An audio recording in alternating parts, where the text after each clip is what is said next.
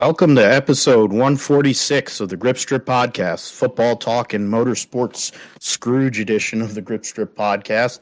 My name is Philip Matthew. I'm your host, and I have to go back to my. I have to go back here. Just give me a second. I want to introduce him properly. We do have that great. Announce. I'm going to have to copy paste it here into the page here. He's a computer genius, an iRacing Indy 500 champion, a gentleman, and a scholar. Happy belated Thanksgiving to Josh Fine. What's going on, brother? Hey, I love that introduction, though, but doing great, Phil. It's been a good Thanksgiving, of course. Spent time with family. Had a lot of people over for Thanksgiving. Had a mix of Filipino and American food for Thanksgiving. So, a lot of different types of dishes that we had. A lot of different types of a lot of different types of meat that we cooked over there. So pretty good. Spend time with family and friends. But yeah, good weekend of football as well. I mean, that's what we're gonna be talking about tonight. But the Jacksonville Jaguars won on Sunday. Trevor finally had his game. He finally had his game, man. The game where he actually put the team on his back and won it. So I'm happy to see that finally happen. I am too, because I have him on two of my fantasy teams, although unfortunately I did not have him playing in one of them, and we probably would have won if we did, but whatever. Seems like the whole year. But yeah, we're going to talk football first here today. It's a light racing weekend this past weekend, but there is racing. The GSP is, of course, all about that, but we're also about football. Might even get a little bit U.S. soccer in there since they're playing. This is Monday night. They're going to be playing on Tuesday in Qatar to try to stay alive in the tournament against Iran, who wants to feign offense to being called out on their bullshit. I'm all for that in terms of the U.S. because they should be able to do that. It's peaceful protest, unlike the bullcrap that they do there. But that's for another day, and I guess for another show maybe. But yeah, we'll get into football. Josh's Jaguars, great game, taking guys off the scrap heap like Zay Jones and Jamichael Hasty, and insert name here, guy, and Trevor Lawrence was throwing darts. And when you look at how bad Clemson is these days, you can harken back to when Trevor Lawrence was there, and nothing seemed to go wrong when he was around. That was a great game to watch. It's a game that a lot of people are going to key on, I think, now to go and play the Baltimore Ravens the rest of this season, especially seeing as they're likely going to make the playoffs.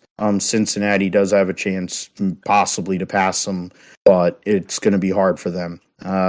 Pittsburgh, of course, is playing right now against the Indianapolis Colts. They have a field goal so far, so we'll get into Jacksonville. We'll get into Josh's fantasy team that at the moment is in a position to make it into the playoffs in the Fall Brawl Fantasy League, while myself, I'm not, doesn't look as good for me. I'm going to need a little bit of help. I'm doing well this week in fantasy, and but in terms of actually, oh wow, look at that, of course. Tiger Woods. Okay, yeah. So I'm gonna get some more stuff to talk there. But we'll talk about the Niners. They won against New Orleans. Big game this week against Miami. Should have been on Sunday Night Football, but because of the Cowgirls, they won't be. So we get the Indianapolis Colts on Monday night, and then we get to see them on Sunday night get their ass kicked. We'll talk about NFL in general right now, the playoff races and all, and division races. We'll get into major news, NASCAR. It's Champions Week. There's some stuff that's been going on the last week or so that we can get into and chew on. There's stuff also in the world of motorsports that we can also look at. We'll discuss all that before we get into the roundup. The Extreme E season finale was quite chaotic, very chaotic, and saw the big change in the points based on where the points were prior to racing there in Punta Del Este in Uruguay. The World Touring Car Cup, the World Touring Car Championship, raced their last race in Jeddah.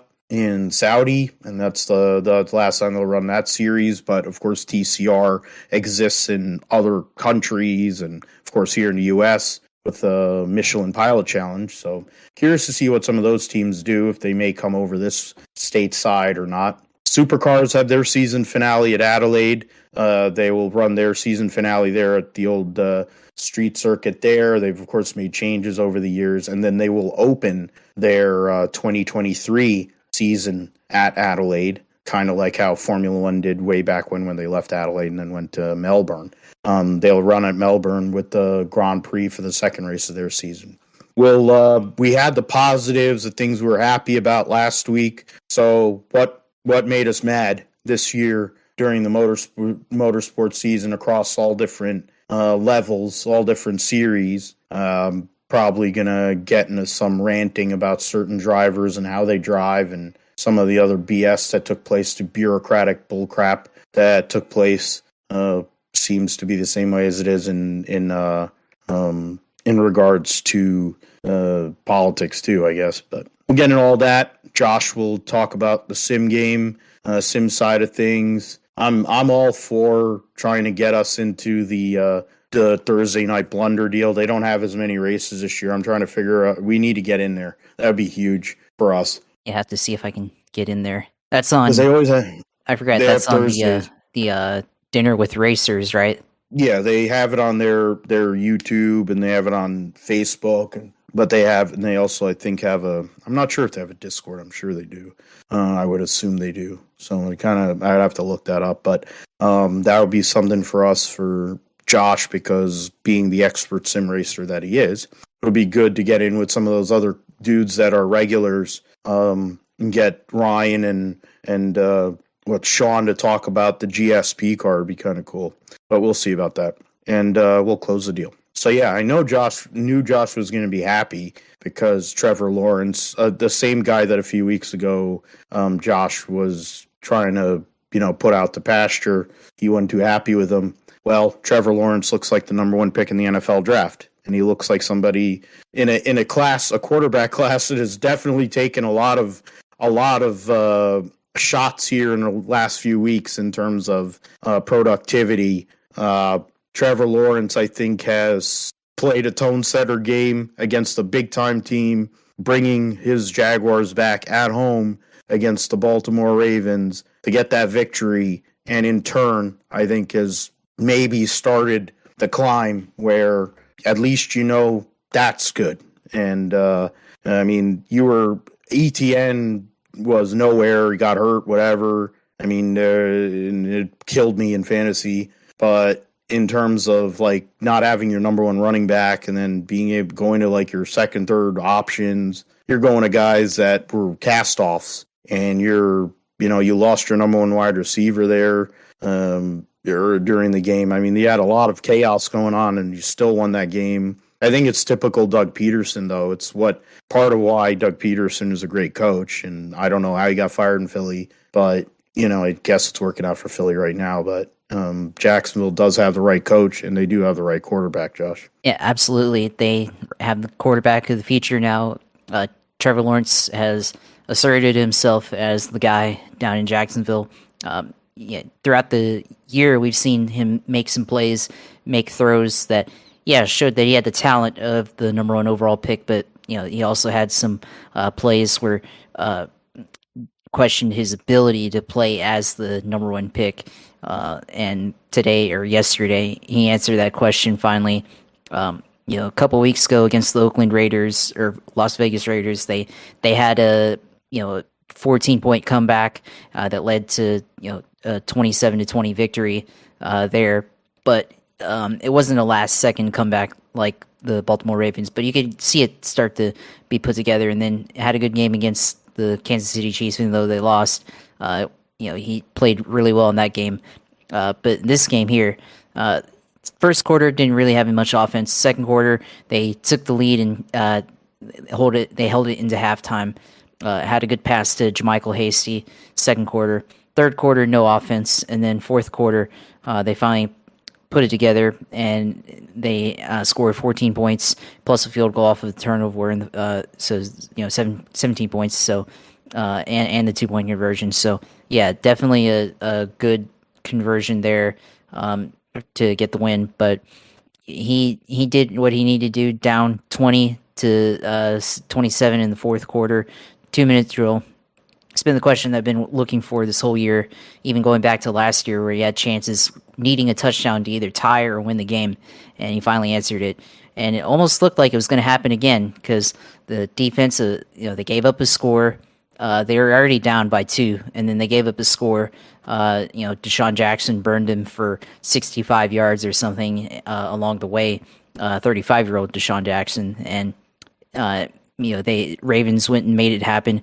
Josh Oliver, former Jaguar, got traded in the 2021 training camp, and then he got a touchdown. He had a good game and everything, and it was like looking like one of those stories where the former player of this, it comes back into his play against his former team and goes and helps get the victory for the team he's currently playing for. And then early on in that game-winning drive, Trevor Lawrence missed his A. Jones.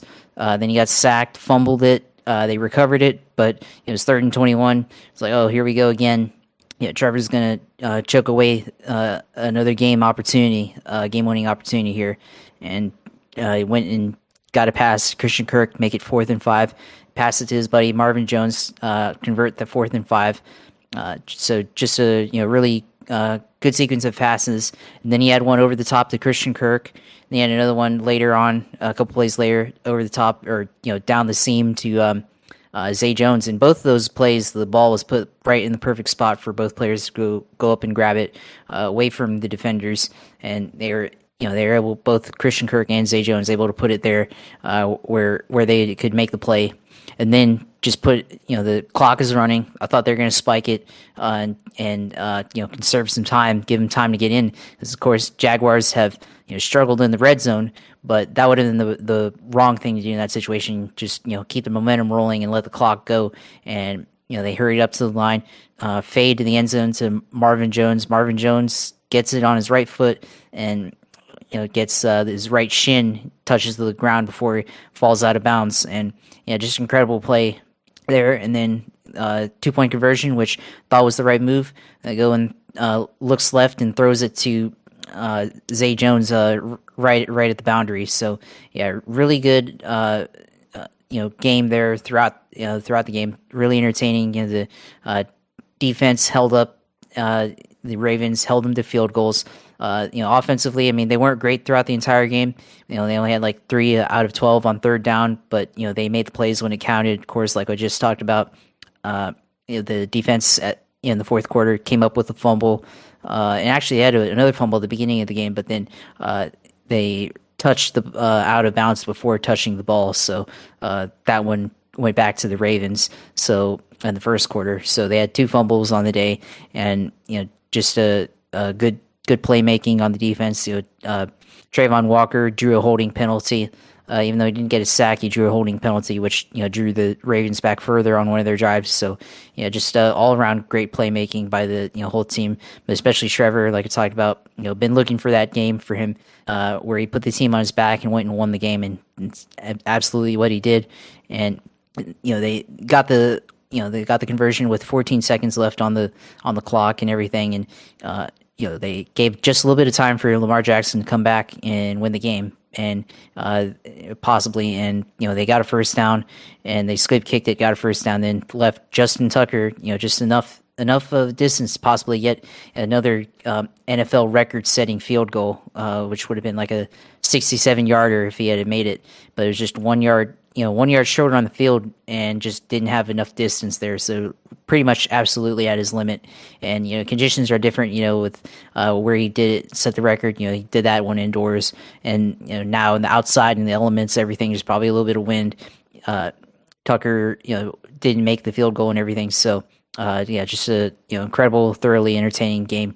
Throughout the whole way. It was a little bit delayed too, thunder and lightning at the beginning of the game and everything. So, which is crazy because like where my parents live in Jacksonville, where I'm from, it's like it can not be raining there, but then center downtown where the stadium is, it's raining. So, just a lot of craziness. And it was even funny that Jackson DeVille, the mascot, had just a thong on. I think he was trying to represent for the U.S. men's national team. He just had a freaking thong on and was pretty much celebrating the whole way and trolling the Ravens throughout the entire game. So, that was real entertaining to watch. But yeah, we'll see how, Jaguars can do next week. They play the Lions. So we'll see if they can go up to Detroit and have a game up there. Lions are pretty scrappy as well. So we'll see if they can pull it out there. But Trevor went and did absolutely what he needed to do, and don't think I'm going to say anything negative for a while about Trevor, unless it's to actually critique a play. But I'm not going to have any more hot takes like, oh, he's not the guy anymore until he has a complete 180 regression or something. But today he showed what he was made of and why he was, or yesterday why he was the number one pick. So yeah, glad to see it happen and everything. And at beginning of the season, I put on a bet, either that they'd make playoffs or get 8 wins. Right now they're 4-7, still 3 games behind Tennessee. So we'll see if they're able to get that and make that happen. But got 6 games left, so got at least 4 games that they could win to at least make one of my bets go right. So we'll have to see. But yeah, definitely a win that I was glad to see happen and everything, and hopefully it can continue. Yeah, and I mean, you should go and talk about where you're at in regards to the league as well. I'll go and kick in after that. Regards to fantasy. Yeah, with fantasy, it's interesting because I had Foye Oluokun, linebacker for the Jaguars, and I guess I should have started him, but for some reason I didn't. I don't know why. I guess I wasn't paying attention, or I really think it was just because of the projections and everything. The linebacker for the Atlanta Falcons had a slightly better projection and had a little bit better rated game against I forgot who they played, the Redskins or the Commanders there, and Jacksonville, I guess the game matchup with the linebackers was lower ranked, so I went with the Falcons linebacker, and I should have had Oluokun in there because he scored 37 points, and I probably could have used it, but I don't know how much that would have helped. Still behind against Wilson. Wilson's got a good team as well. He's got both Kirk Cousins and Justin Jefferson, so that was going to be a tough matchup. And I was watching that Thursday night game on Thanksgiving, and I was trying to root against the Minnesota Vikings, and every time they made it past to Justin Jefferson, I was just cringing because I knew that was going to help Wilson there. So yeah, just a tough matchup there. But it is what it is. But we'll see if something happens, if suddenly Najee Harris plays out of his mind or something, and Jonathan Taylor somehow doesn't play anything and plays very, very littly or does very poorly. So yeah, we'll see what happens. But it's going to end up being, I think, a 6-6 record on the year, and going to be tied again for 4th place. It might actually drop this time since I'm going to lose the tiebreaker based on points scored, I think. So we'll see how it all falls out here in a couple of hours once the Monday night game against the Steelers and the Colts finishes out. But we'll just have to regroup next week and try again and everything. So yeah, we'll see what happens. And Thanksgiving, I was talking to my brother and our other friends. We were talking about fantasy football. I was talking about our league and how the points are scoring, and they said is insane because we get points for RB carries, we get points for targets, we get points for a lot of things. We don't have kickers. We have the super flex with 2 QBs, and we had the super flex last year since we flexed tight end and everything a little bit different than that. And we have IDPs and all that stuff. And they're like, yeah, that's insane. I was telling them about the one year that we had. I think I was going to get up against Joe, and I had a 290 or something. Like, that's a great game. And then Joe had a 300 something, and I'm like, yeah, that's pretty tough. So yeah, we were trying to figure out. We were trying to figure out where if the 300 had been scored before. So now you're already saying that in the final. I think that was in the final because you made the final the first year you're in the league. I think that was, or one of the. I don't think Joe. It was that. It was against Joe. Oh, okay. We have to go back and look at it. I have to go because I tried to look at this on the app, and it only goes back to this year. So I'd have to go back onto the website or whatever and look at it. But I think I'm gonna say October of 2020. I think might have been like mid-season at some point of 2020.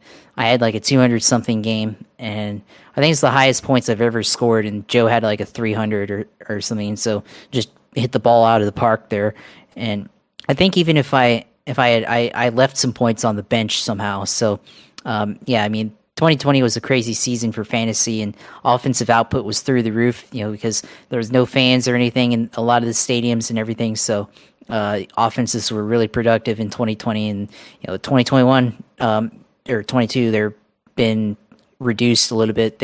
Defenses are starting to counter the offense that has been being output, but we still have some credible games offensively. So yeah, definitely something to look out for in the next couple of weeks with fantasy. But I mean, I had my own team. I mean, Derek Carr and Geno Smith faced up against each other, and both had 30-point games, and they went to overtime. So those are the only two really points scored, major points scored for me on my team. Derrick Henry had a pretty good game, but he fumbled at the beginning, so left some points on the table fantasy wise, scoring touchdowns.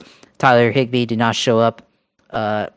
Donovan Wilson on the safety on the Cowboys had an interception taken away from him, or I think because of the penalty or something. So on Thursday against the Giants. So yeah, that was a little bit disappointing there.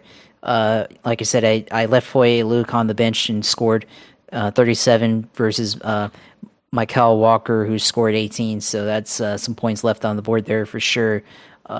Yeah, David Montgomery had a solid game even with the backup quarterback. Tyreek Hill a little bit underwhelming, and Deebo Samuel had scored less than what he normally scores, and you'll talk about it in a minute, but Jimmy G and the 49ers had a 13-0 win against at home against the Saints. So yeah, 6-6 for me. It's going to be looking like, unless something major happens right here, and I'll have to regroup next week. I think next week I go up against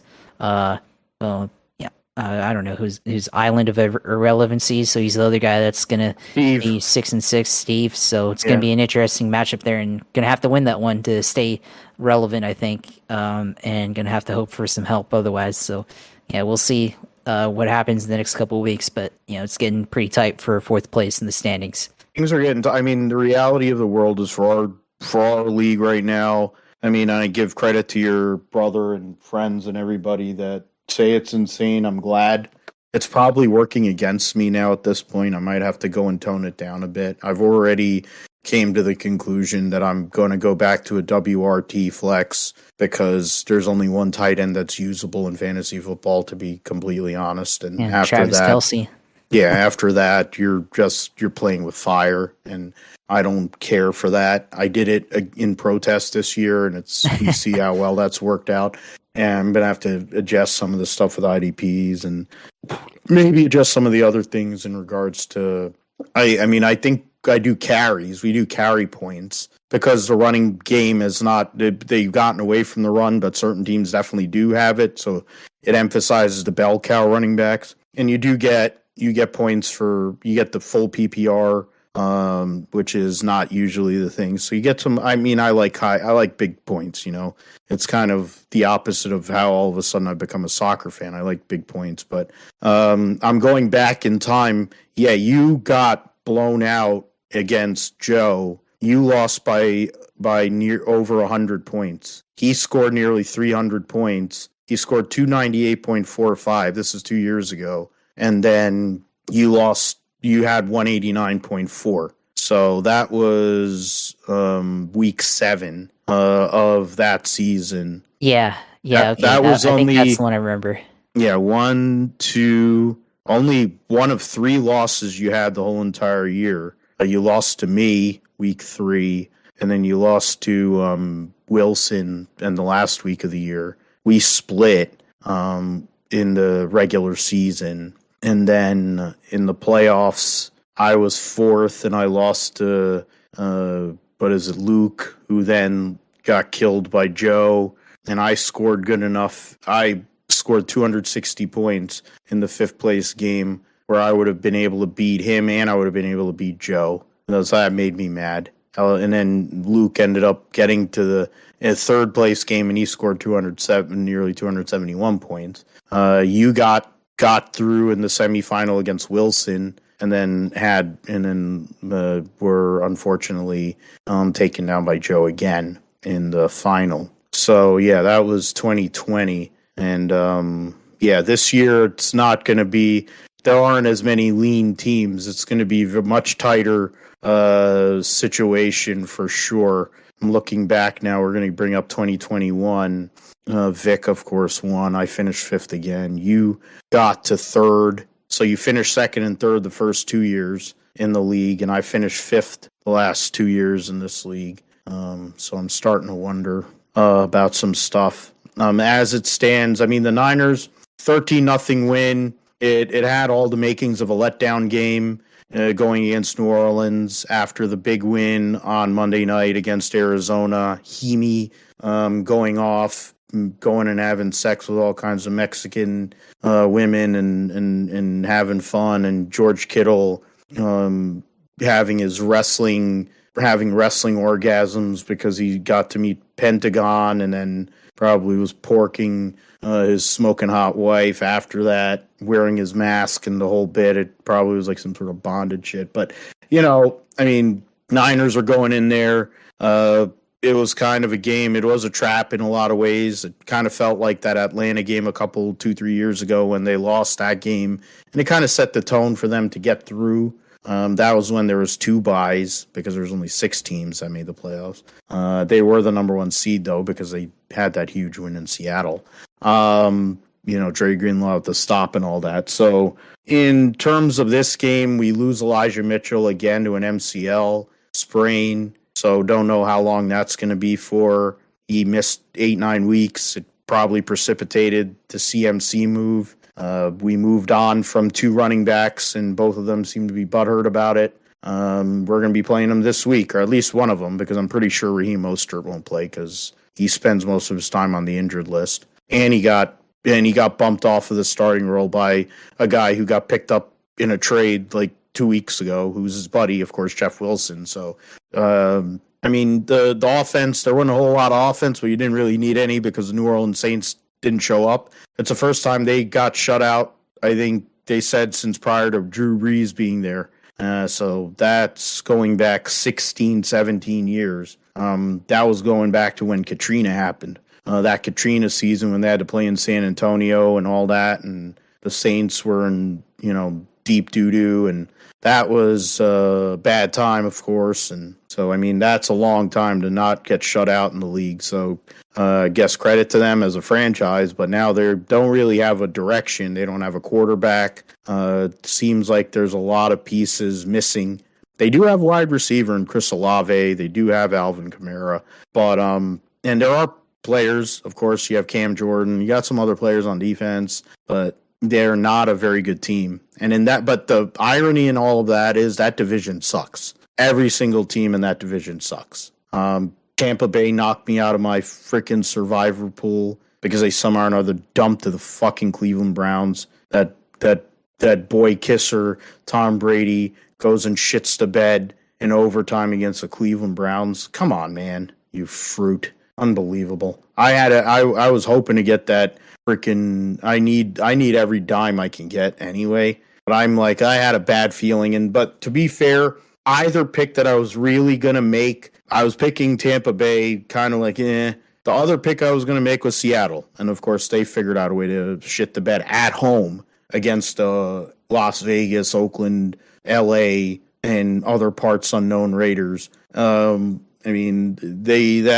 let Josh Jacobs run over them the way that beast mode used to run over people. That never happened. People I like how the hell's his name? Pete Carroll talks all the shit. Everybody's been piling on Russell Wilson because he sucks and he's a hack and he's a wannabe white guy and he can't hit the side of a barn anymore.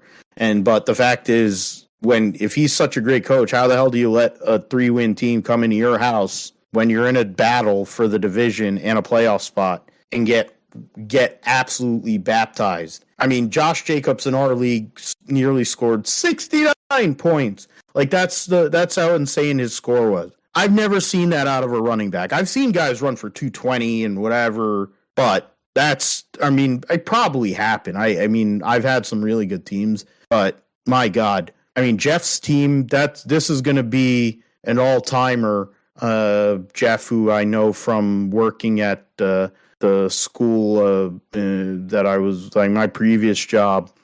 He's like, yo, man, I told you I'm no joke at fantasy, and now I get it. But then it also helps his team's the Philadelphia Eagles, and he stacked a bunch of players that are Eagles. He is right now at 300.45 points for this week. So as it stands, I'm second, 94 points, 94 points and change behind him. And Joe is third this week, a few, like, tenths of a point behind me. So actually it would have been a very good race if Jeff went around. Philly got into a shootout against the Green Bay Packers, which helped because freaking Jalen Hurts went nuts, ran for 153, threw for 157, and then you get completion points, of course, per 1.1 per point for every completion. And then he also got a tackle, and then he got the rushing bonus too. So that's 5 more points than he would have usually got. And then he got 2 tutties. So DeAndre Hopkins had 4 for 87 and a touchdown. AJ Brown 4 for 46 and a touchdown. Had 1 fumble. Lost 7 pounds, threw up and broke a blood vessel in his left eye. I just read that on Yahoo, and it looked pretty gross. It looked like Davey Allison after Darryl tried to kill him at Pocono with the bloodshot eyes and everything. It was that bad, and he still played and did what he did. And then Miles Sanders had 143 and 2 touchdowns, and he had an additional 17 yards on 3 receptions. So nearly 36 points there. Saquon, quiet day, got a touchdown. Nothing of great significance, 18.4.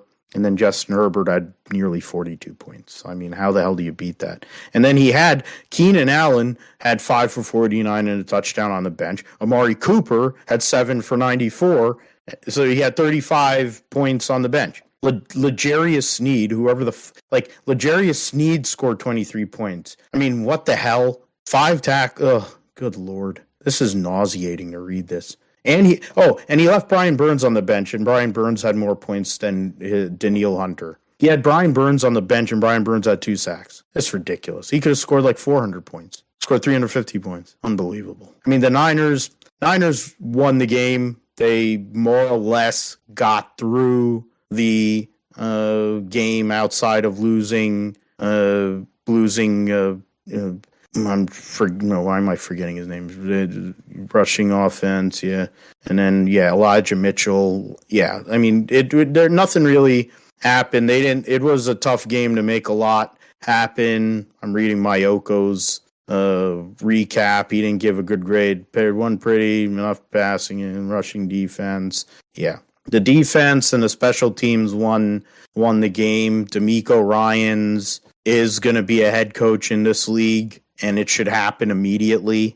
He is one of the best coaches in the game. I would think the Houston Texans, he is a former Texan, longtime Texan player. I would think they would want to do that. It would be good box office and PR. I'm sure he'd want to hire some of his teammates back, like Andre Johnson and other guys, because they need all the help they can get because they're a fucking dumpster fire. They didn't even whatever they did on Sunday against the Miami Dolphins, they didn't even look like they could play in the Big Ten. They didn't even look like they could play SEC East. Like they wouldn't even be able to make it in the ACC, honestly. And the ACC sucks. Ivy League.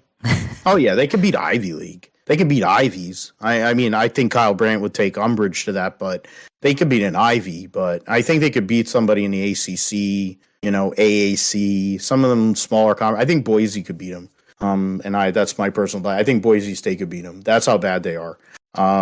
They're a joke, and they're going to run Lovie Smith out the door, and it's embarrassing. They're not even a real football team. right now, and it's a shame, really. And they're a badly run franchise, just like the Washington Generals, Commanders, but somehow or another they are in the playoff race, and that's insane to me. How crazy the NFL is this year, the kind of teams and this kind of stuff that's going on. I mean, we look at the playoff. I mean, it wasn't a pretty game for the Niners. They won. They're leading the division, and they're in the number 3 seed for the playoffs. And they have a 2-game lead on Tampa, so they're likely going to get the 3 seed. Minnesota's a game behind Philadelphia. Of course, they got killed by Dallas. I think the only other loss they had, I'm trying to figure out who else did Minnesota lose to. I guess I'll bring Minnesota it up here. lost to Dallas. They lost to the Eagles. Yeah, they lost to the Eagles bad too. So there you go. Yeah. So they've lost. So they wouldn't even get the tiebreaker if they tied. So yeah, they lost to Philly and Dallas, and then they're gonna have. What is it? Next week, they're going to play the Jets, which is an interesting story after yesterday, where talking about the draft class where you got Trevor Lawrence there, Josh. The guy who was the number 2 overall pick was sitting on the bench and didn't seem to be all that interested, while Mike White looked like Joe Namath out there throwing darts to anybody and everybody. Had Garrett Wilson benched on the team that I play on, my sleeper team with me, Vic, and I have, and he goes off for 2 touchdowns, of course. And they picked up some running back, I think, from Stop and Shop, and he went and took over because James Robinson didn't play, and I think Michael Carter got hurt. So they got some guy from Stop and Shop, and he ran all over the freaking Chicago Bears. I mean, it was insane, their offense yesterday. What they were doing, as Pittsburgh, I think, has scored a touchdown here. It's a pass? Oh no, it's a run Harris. For Najee. All right. So, Najee Harris touchdown. I think that's a 10-0. Yeah. Or no, it's a 13-0 game. So yeah, another 2 field goals. Yeah. They didn't want to flex. I guess CBS got in the way of that one. I'm like, yeah, or whoever's going to announce that. I don't know who's going to have that game. They've never flexed Monday Night Football. No, not Monday Night Football. I'm talking about Sunday night, because this same shitty Indianapolis Colts team is going to be on Sunday Night Football, and they didn't flex them out for Miami, San Francisco, which is a bad look. But yeah, I don't know how the Colts even deserved a primetime game this year. Nobody. Yeah, I mean, we didn't think they were going to be a dumpster. They were going to be a complete dumpster fire, but nothing from last season suggested that they should have gotten a primetime game at all. I get you on that. That is, I do agree on that. I mean, well, it's also Carson Wentz, to be fair. And speaking of Carson Wentz, I'll segue that way. I mean, the Commanders are in the NFC East. They're not going to win, of course, but they're only a game and a half out of second right now. Dallas is in second at 8-3, getting that win on Thanksgiving against the Giants. So now they have the head-to-head in division. They're 3-1. Giants are 0-2, and Washington's 1-2. And there's this next month is gonna play a big role in where everybody is in that division for sure. Right now, as it stands, there's only one representative out of the North and the South, and San Francisco and Seattle would be in, and the Dallas and New York the Giants would be in out of the NFC East. So right now, Washington is right outside, just right outside the playoff race, and so that's something to look at. They're a really tough team, and they're what do they call them? They're like feisty. They're kind of they just stay in games, and that's really what makes them difficult. I mean, they don't do anything really amazing. I mean, their defense, of course, under Ron Rivera, will play tough, but their offense is not amazing, even though Brian Robinson had his first 100-yard game. Taylor Heineke is interesting. That's all I can really say about Taylor Heineke, because there's a lot of, combustion that could happen there. I mean, there really hasn't been a good quarterback for the Washington General Commanders since when Joe Gibbs was there. I think when they had Mark Rippon. I mean, I don't think we can name a quarterback that they've had since then that's actually been any good. Well, I mean, RJ3 and Kirk Cousins. RG3. Yeah, I mean, RG3, what is it? Mike Shanahan basically killed him and ended his career in one season. He won Rookie of the Year, and then he ceased to exist. Kirk Cousins, I think he's been better, been more relevant actually in Minnesota than he was at Washington. To be fair to him. I mean, but then I think there's also more pieces and in Minnesota, so it's kind of made him look a little better. And he's finally won on prime time, which has been a bugaboo for him. So right now, I mean, in terms of the playoff race, everybody in the NFC East is still there. You got one team in the North. The whole division in the NFC South is still playing for a position. First and last is only separated by a game and a half. So Carolina has an interim coach. New Orleans Saints are a shit show.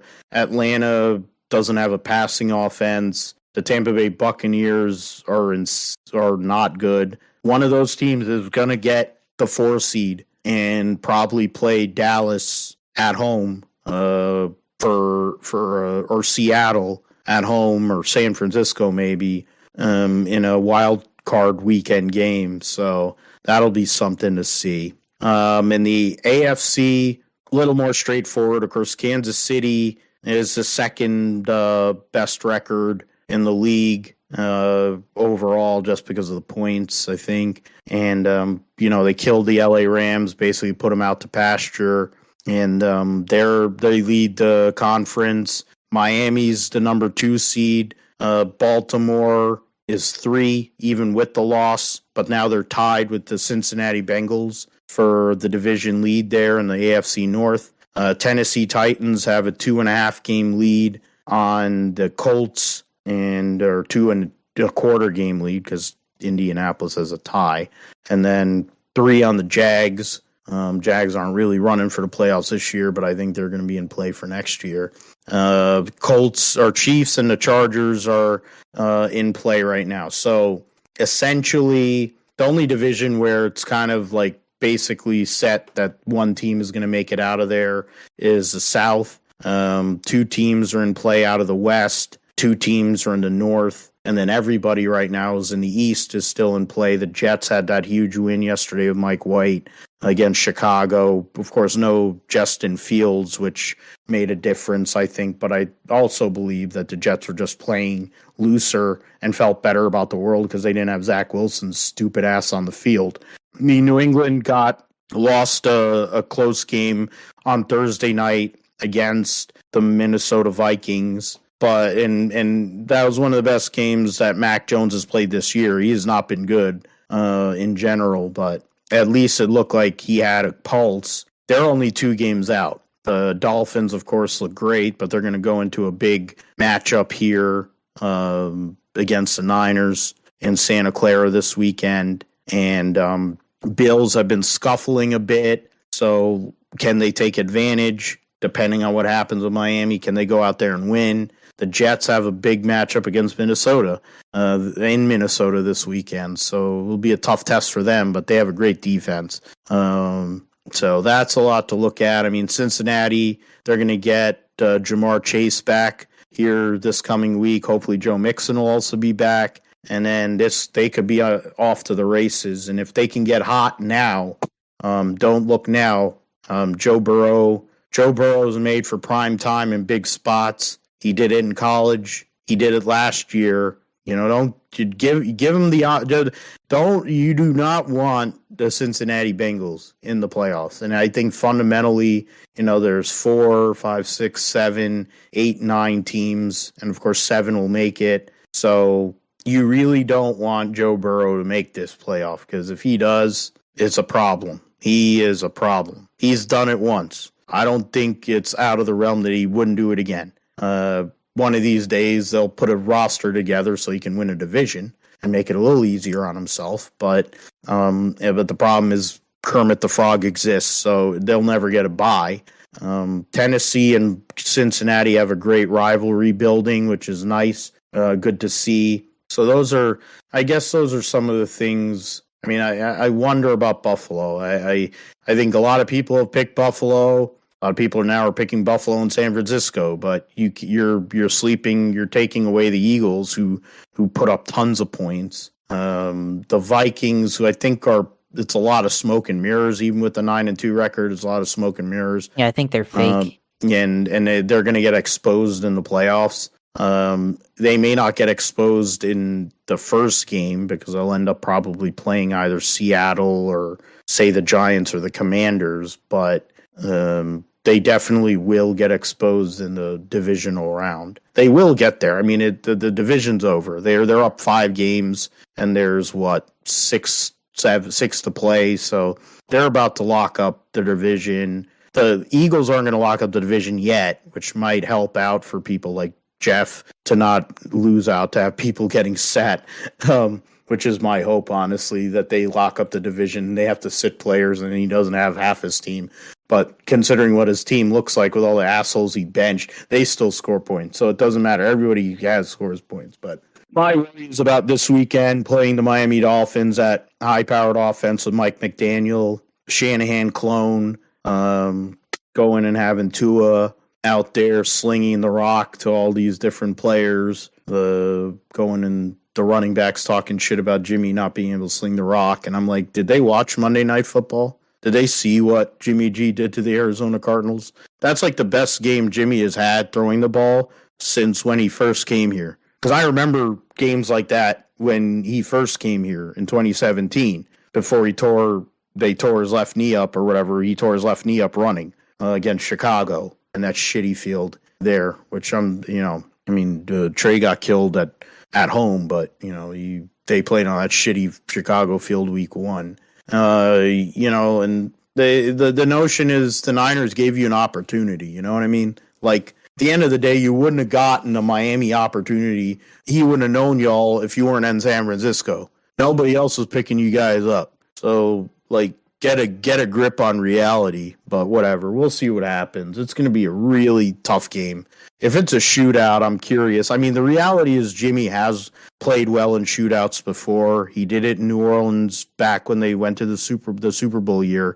He stayed with the Hall of Famer and Drew Brees, for drive for drive in the Niners, and George Kittle had a catch where I think he dragged half of the New Orleans defense on his back and his legs on one catch. So that was one of the highlights of the year that year. And so, I mean, that was a huge game. He can do that. And I'm no Jimmy G fan, but the reality is I see girls get wet about him and they like looking at him, and he has got the chiseled face and Heaney and all the things. Fine, good. I'm like, MF, just go and play like this. Just play like this all the way through the middle of February. If you play at a high enough level like he played at Arizona and what he probably is going to have to do on Sunday, and he can do that all the way through the middle of February, I don't care. They can sign him for the rest of time. I don't give a fuck, because that will mean they have a chip, and I'll be happy. That's it. I just need one. I only need one. It's with all my sports teams. The Avs finally came through after 21 years. You think you see me caring about the NHL right now?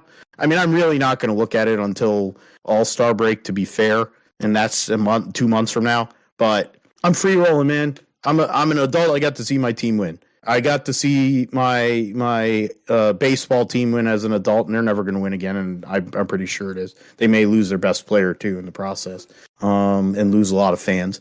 But, the basketball I gave up on a long time ago. But here, the Niners, it means so much, and I know for Josh, if the Jags ever got there, they got close. They've been in the AFC Championship game multiple times. You weren't born when they made the AFC Championship game the first time, right? Or were you little?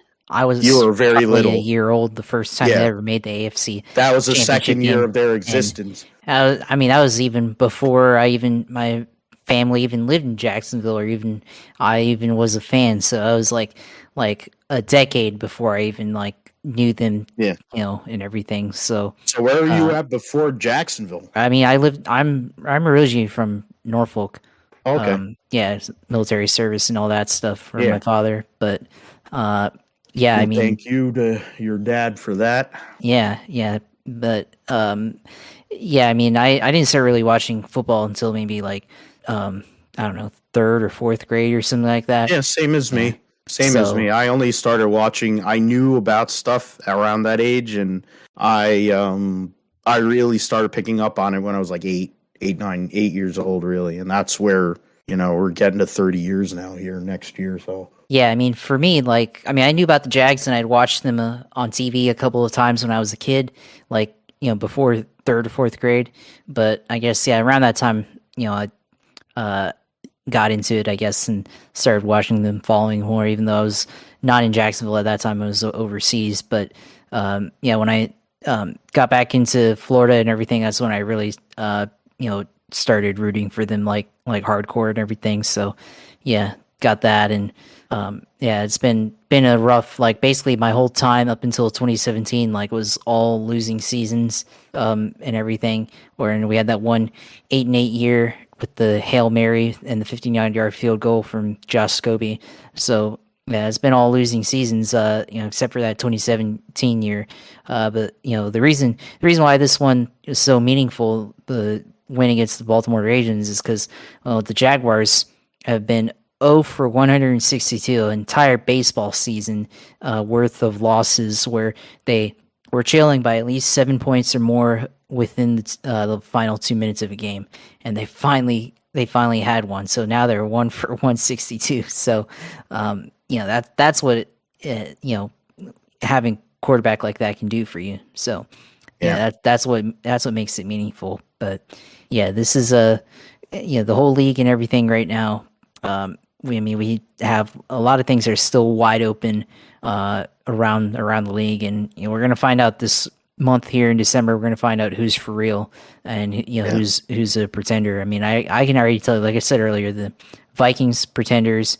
I think Cowboys. I don't know yet. That's a tough one. The Eagles. I they're think the the Eagles Cowboys are. for. Yeah, I think the Eagles are for real. Oh yeah. Yeah.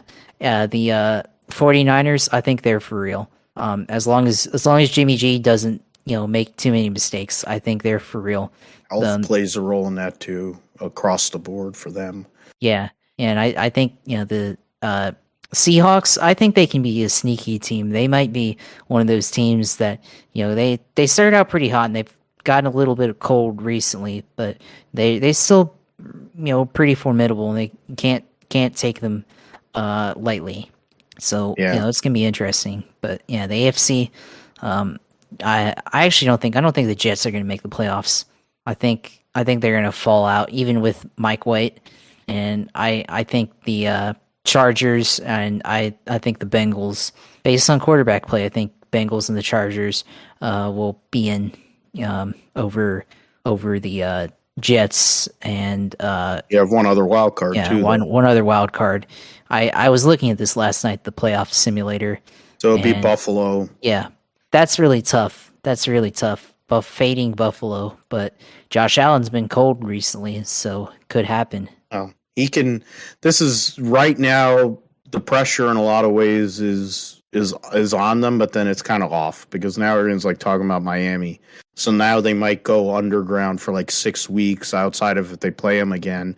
And if they can split with Miami, then, things might get back into play.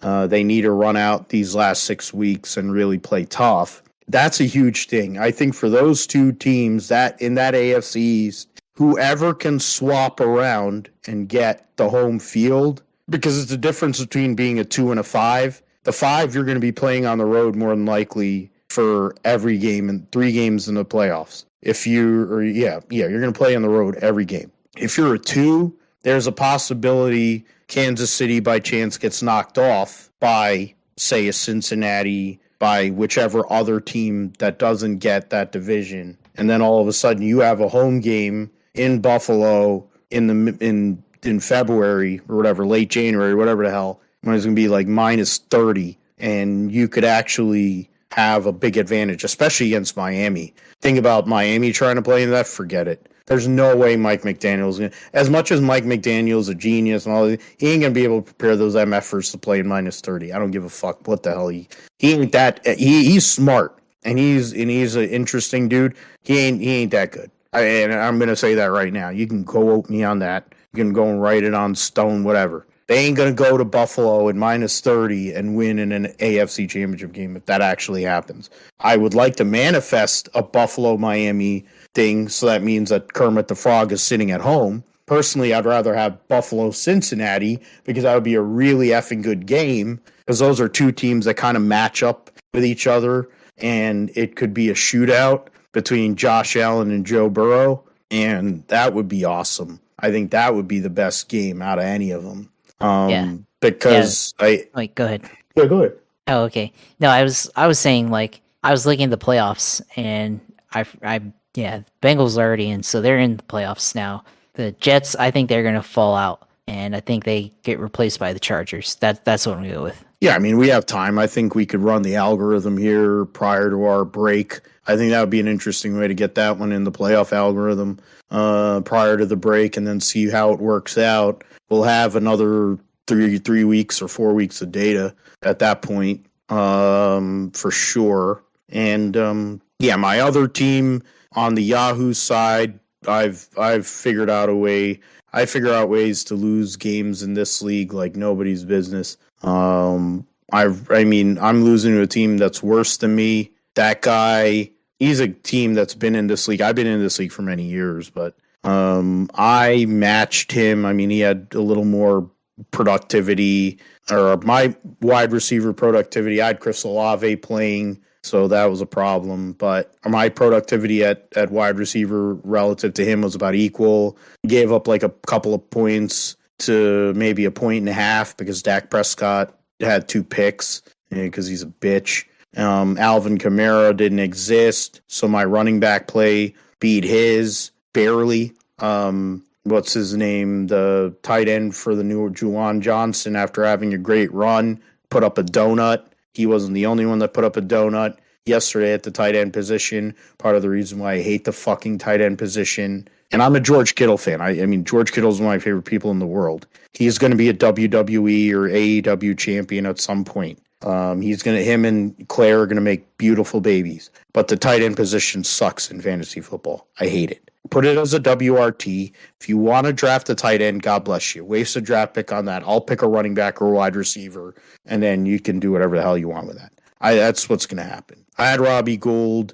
Everything else was pretty equal. Essentially, the reason why I'm going to lose this week is because I got no points out of my tight ends. And I left Christian Watson. I have Christian Watson on my team, and I felt like I had an inkling like I should just play him. Because that's literally the only person Aaron throws to. And if I had him, I could have made up for the donut. But I didn't. So let me see. If I bring, like, I'm curious because I do have it here. If I go and play my my team and I go and play, why the hell do they not have the starters bench? What? I thought you're able to go and play best. Oh, okay. All right. Bring it up here. Optimal lineup. If I had played my optimal lineup, even with the donut from Juwan Johnson and he still would play Alvin Kamara's 1 point. I'd have won by like 3.5 points with Christian Watson and David Montgomery, which is the David Montgomery, Rashad White or whatever the hell his name is, isn't that big of a deal. It's really the wide receiver pick that I made with Chris Olave, which in a standard league you can't really play him, especially the way the New Orleans Saints are playing football these days. Might have been a touchdown or a pick, or did he throw it to George Pickens and he dropped it? Yeah, and I have George Pickens, but I have him on the bench. And then in our sleeper league, we're going to lose again, and we're now in a tight playoff deal there. So I'm in the mix. We're in the mix for playoffs on all 3 of my teams, but it's just not pretty. So if it's going to be that way, the Niners better do something. That's all I'm saying. let's get into some of the racing news, Josh. It's Champions Week this week. It'll be in Nashville, going over all three champions. We'll have Joey Logano as a two-time Cup Series champion, Keebler Gibbs celebrating his Xfinity title and taking Kyle Busch's identity to the Cup Series with the 54 and being a douche. And, of course, losing his father, big deal with that. So I think there will be motions there for him and for his grandfather and his whole family. Zane Smith, of course, celebrating his Truck Series title.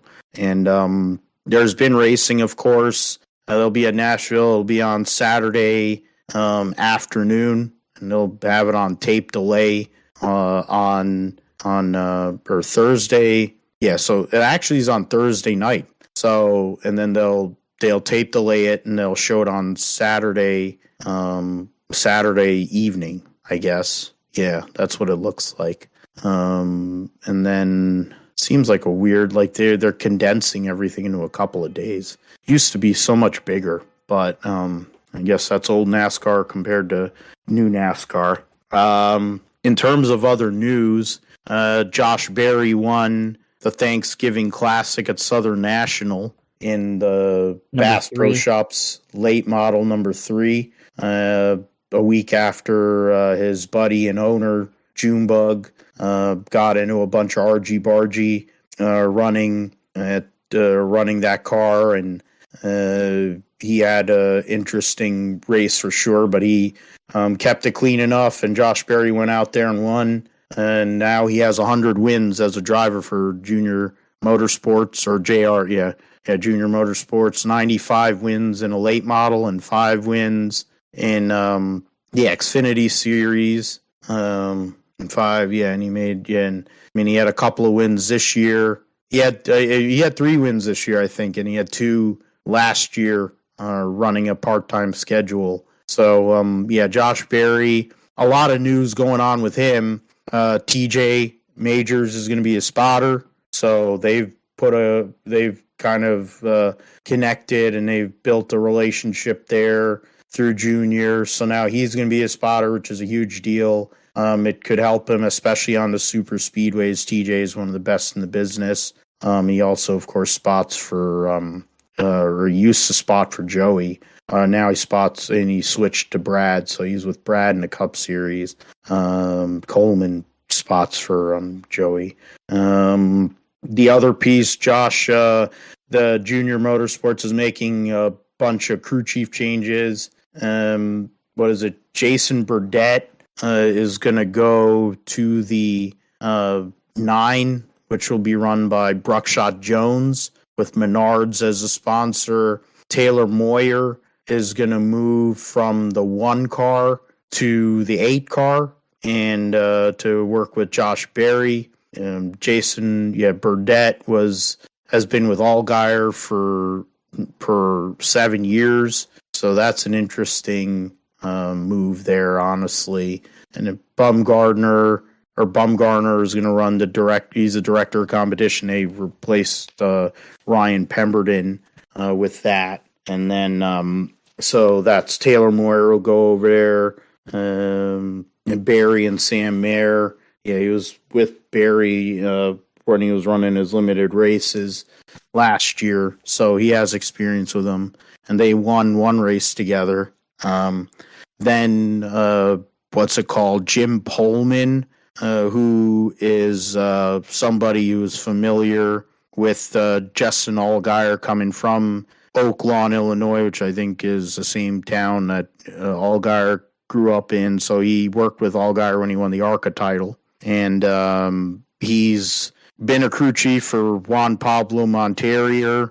He's been at RCR. He has a lot of experience, so pick up there. And then Marty Lindley, who's been at KBM and is one of the great drivers in his driving career. He's one of the best there was in late models, and I think Hooters Pro Cup and all that in his day. And now he's he crew chiefed. He worked with Sam Mayer and K&N and ARCA Menards. So They have a existing relationship. So in the end, there are changes, but all these guys have somewhat of a connection in a way, except for Bruckshot and Jason Burdett. But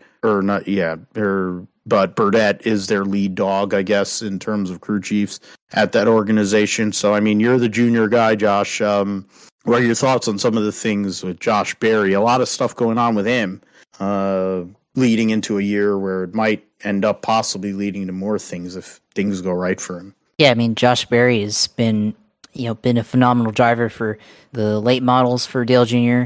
For many years. Finally getting his chance up in the Xfinity Series that could lead up to a Cup spot in the future.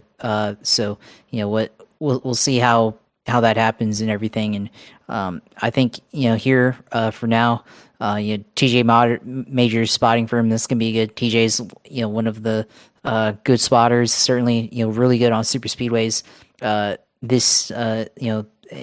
Since he's been with Junior. So I think that should be interesting to watch out for. Next year for Junior Motorsports. They're kind of shaking up things.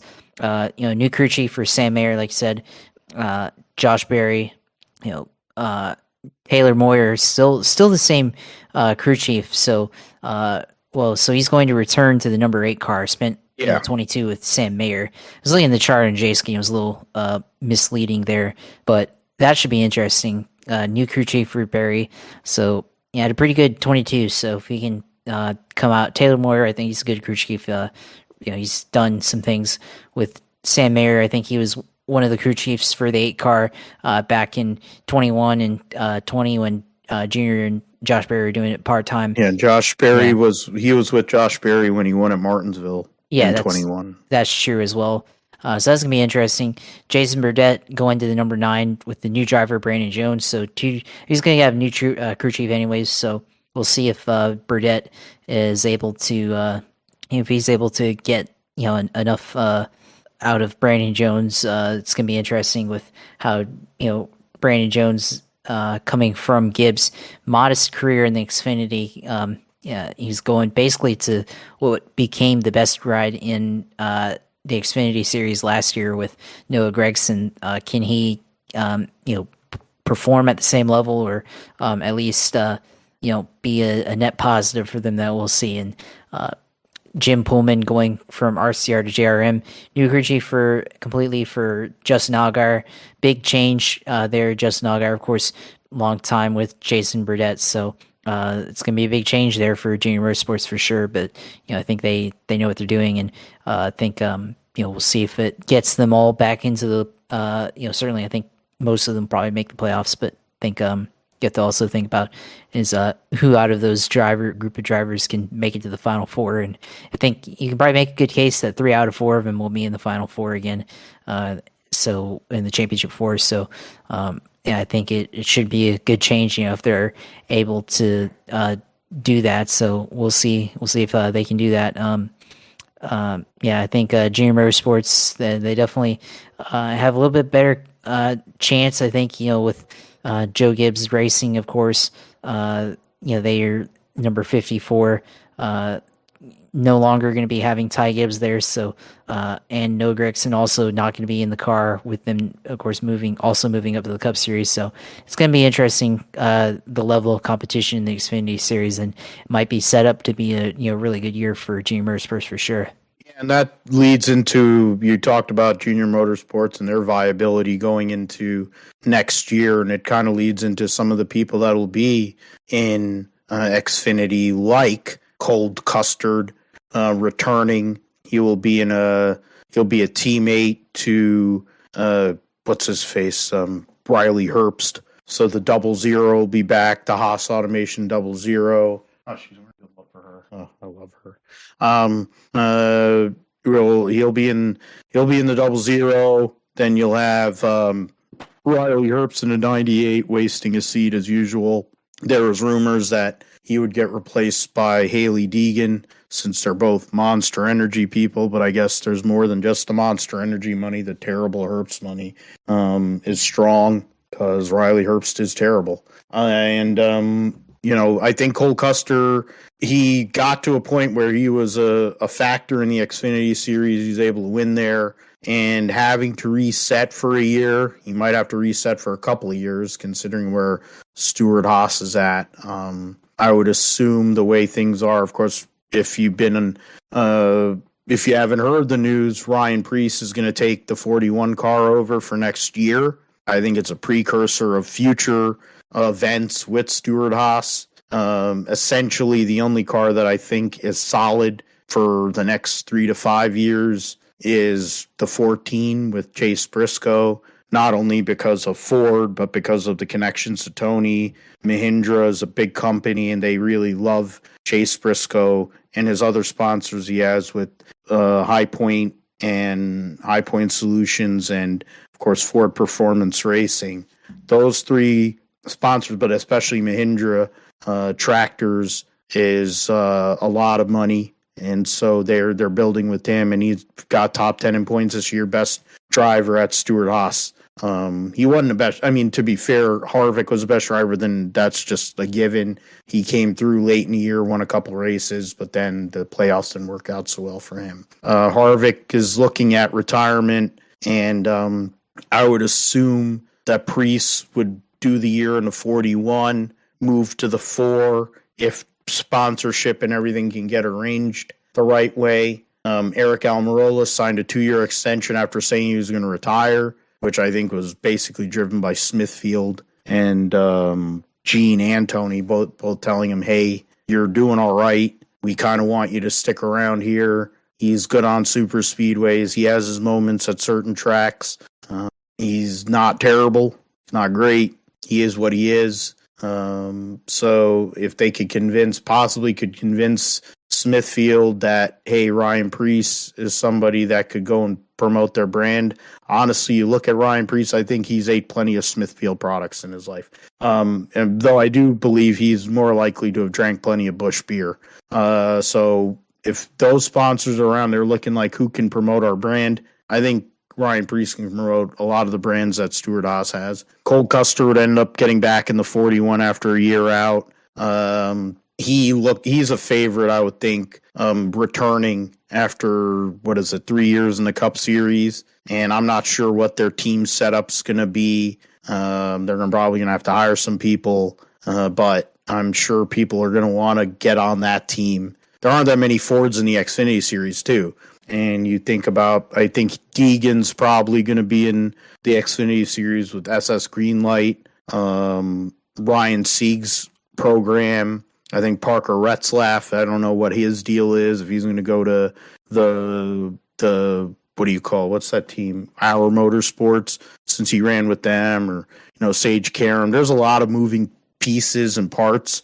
Joe Gibbs has not announced anybody for his Xfinity program yet. Or Sam Hunt. So Toyota doesn't have anybody in the Xfinity Series right now. Chevy has their program set with both RCR and JRM. Ford has one team really set, and maybe, Ryan Sieg, of course. So that's 3 cars, but we don't know where the other Fords are going to be. So there are a lot of moving pieces and parts that are going to happen, not only on the Xfinity side, but the truck side. There are some things that have been announced, but a lot of it hasn't. We'll be here to go and inform everybody on those pieces for sure. I mean, Hendrick Motorsports is going to run their 17 car in limited races amongst all their drivers. So that's something. Yeah, Scott Zipadelli said he was going to leave HRE. So I kind of feel like Scott Zipadelli might be the crew chief at the 00 car. I'll just go out on a limb on that one. Yeah, we went through some of that. Congrats to Daniel Suarez proposing to his girlfriend Julia PK. The fact is, Julia doesn't seem to be as dumb or fucked up as her other sister or dad or whatever. So credit to her. Roger Penske's going to receive the Autosport gold medal in this weekend in London. So because he's the captain, he's he's a GOAT of motorsports and business, even though some of the decisions we'll talk about with IndyCar here later may not be the greatest, but I think it's more business driven, unfortunately. Garage 56, they might make some changes to the car based on what they're doing for Le Mans, which tells you that Chad Knaus is still an innovator and knows what the hell he's doing. Hopefully it'll help the product on the road courses and on short tracks in that side. Yeah, I mean, in terms of other motorsports series, IMSA talking about how their testing is going prior to homologating their cars for LMDH, and amongst all the brands, because you got 4 brands going on there. You have Acura, Cadillac. You also have BMW and Porsche with Penske. I'm surprised I forgot Porsche, because they've had the most testing with their car compared to the other teams and other brands. But I think it's going to be a very interesting way to go for the Rolex 24. It's not going to be easy. I doubt it. I mean, they talk about it being a sprint at the Rolex 24, but we're going to have time here over the next couple of months prior to the Rolex 24 to see where people are and how things work out that way with those cars and some of the other changes. Okay, interesting. Okay, so that's some news that was on motorsport.com, and thanks to Jay Ski for some of the other pieces we were talking about there. In NASCAR, I was reading some of the other stuff with Gran Turismo. Their Ferrari's making a special car for Gran Turismo. I talked about Super GT, Bertrand Baguette, who moved from Honda, came to Nissan, helped Nissan win their first Super GT championship since, in 7 years. Yeah, 7 years for Nissan, and the first championship for the Impol team since 1995. So that was a huge deal for them. You're talking about that. You got stuff there we'll get into here in a moment. Got some MotoGP stuff. Charouz, which had Logan Sargent in F3 last year, has been taken over by Paul H. Muller, who runs PHM Racing, has run in Formula 4 in the UAE, Germany, and Italy. And now they're going to co-sanction or co-run programs in F2 and F3. So he has a couple of drivers that probably would be in play for the 2 of the 5 seats that exist amongst Formula 2 and Formula 3. So we'll see what happens with that as the off season goes on. And then there's, the team that runs Adam Morgan, his dad's team, will be in British Touring Cars. They'll be moving over. Essentially, Adam Morgan's going to move over to West Surrey Racing to run another BMW 3 Series, which of course that's their team. So they'll become a 4-car team. He'll be joining 4-time series champion Colin Turkington, Jake Hill, and Stephen Jelly amongst that organization. So that'll be a formidable team there. And the IndyCars is hybrid proceeding buddy time 23. Okay, well that's good. Hopefully somebody else helped with that. Push to pass. Okay, and then Jeddah, the Saudi track, they've made some changes to the track prior to the 2023 Formula One weekend there, opening up some sight lines and widening out, moving some walls, which is a good thing. Might help with safety and help with possibility, not as much in regards to overtaking, might be straightening.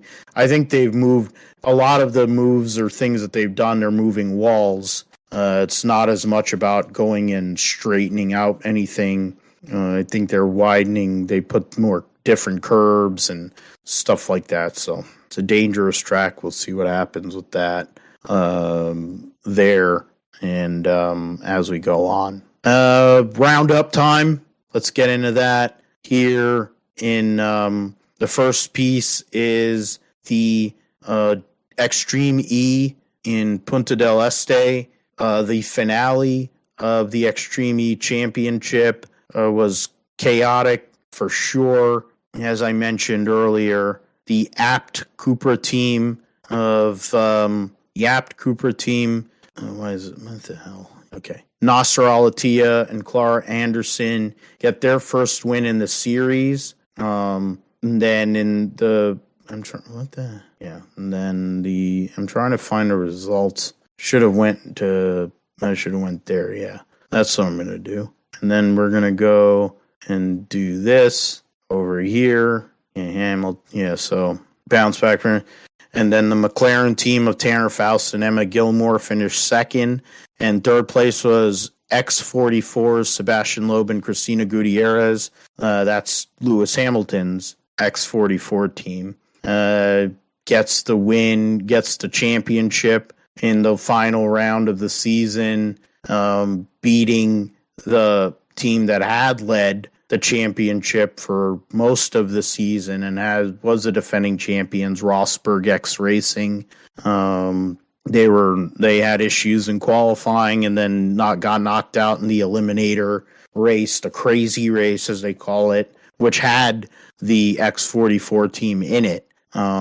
So then once they got through, they were able to get into they were the last team that got through because top two teams get out of the top two out of each semifinal. So in the crazy race they got through. So great deal. Lewis, of course, bad year in Formula One for him, but he gets to hold up a championship with a fellow GOAT and Sebastian Loeb, one of the greatest rally drivers of all time.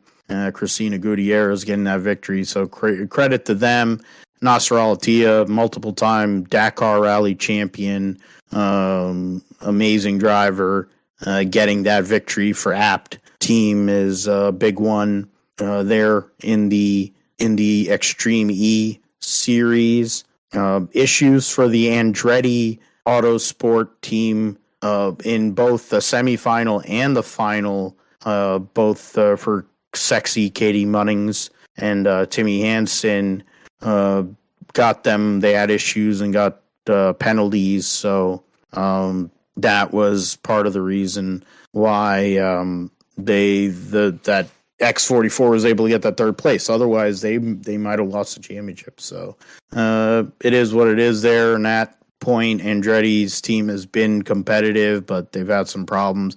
The Ganassi team, with another sexy chick in Sarah Price, she made contact with Molly Taylor and in the first semifinal and knocked off a flag. So then she had penalties going on with that. And then RJ Anderson was filling in for why am I forgetting his name? What the hell? Now I'm blanking. It's so bad. I'm blanking on her usual teammate. Extreme 5 months. Extreme, yeah. Sarah Price, RJ Anderson, championship, and championship standings. Bring it up that way. Sarah Price, RJ Anderson, 45. So how the heck do you? Yeah. Oh, so that's a different. What?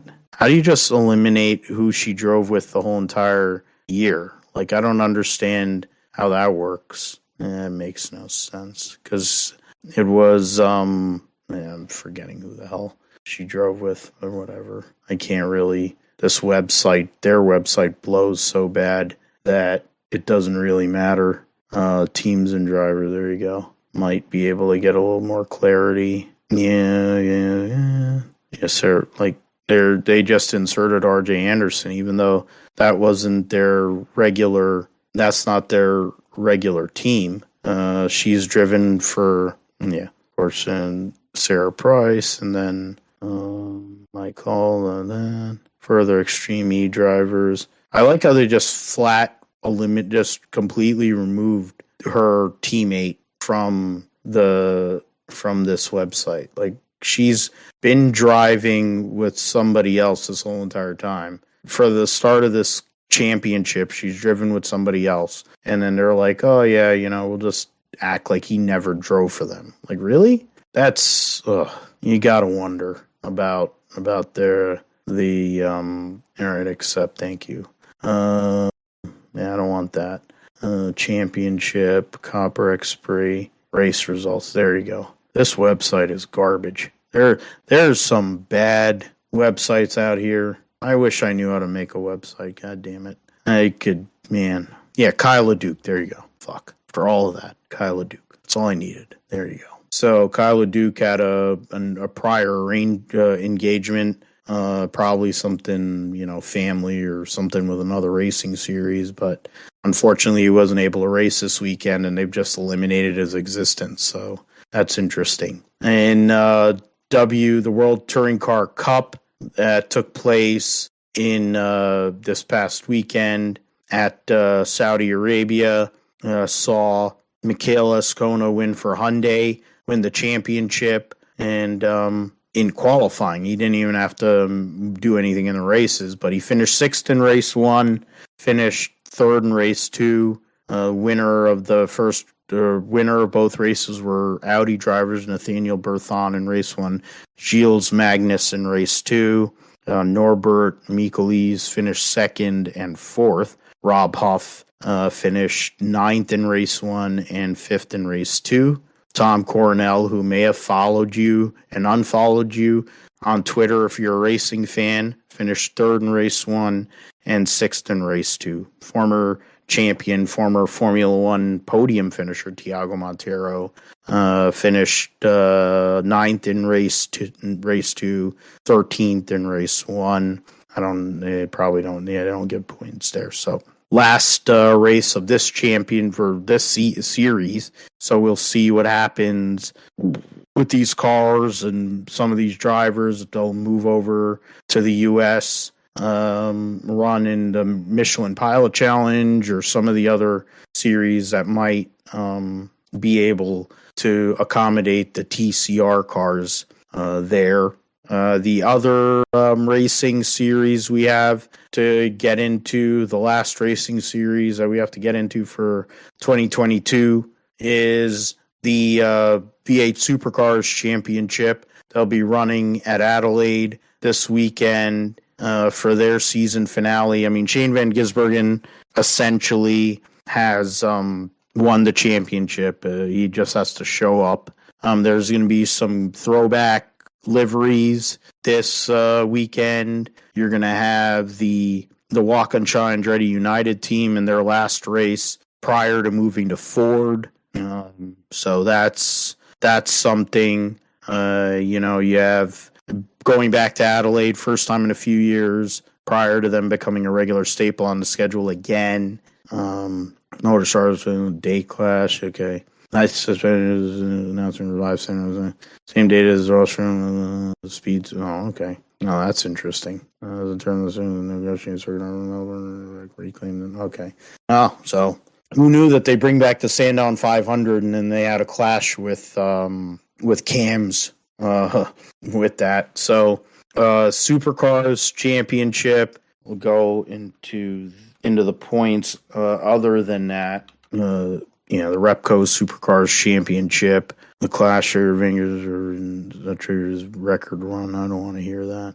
Holdsworth proud of Reynolds return to form. Oh, look at that. An old Scott McLaughlin Super 2 Ford. And he'll be announcing this weekend at Adelaide for the Fox announced team there. Bring up those two series. In Repco Supercars Championship, the drivers team. Okay, that's what I want. And then I just want the freaking championship points. That's what I need. Championship points.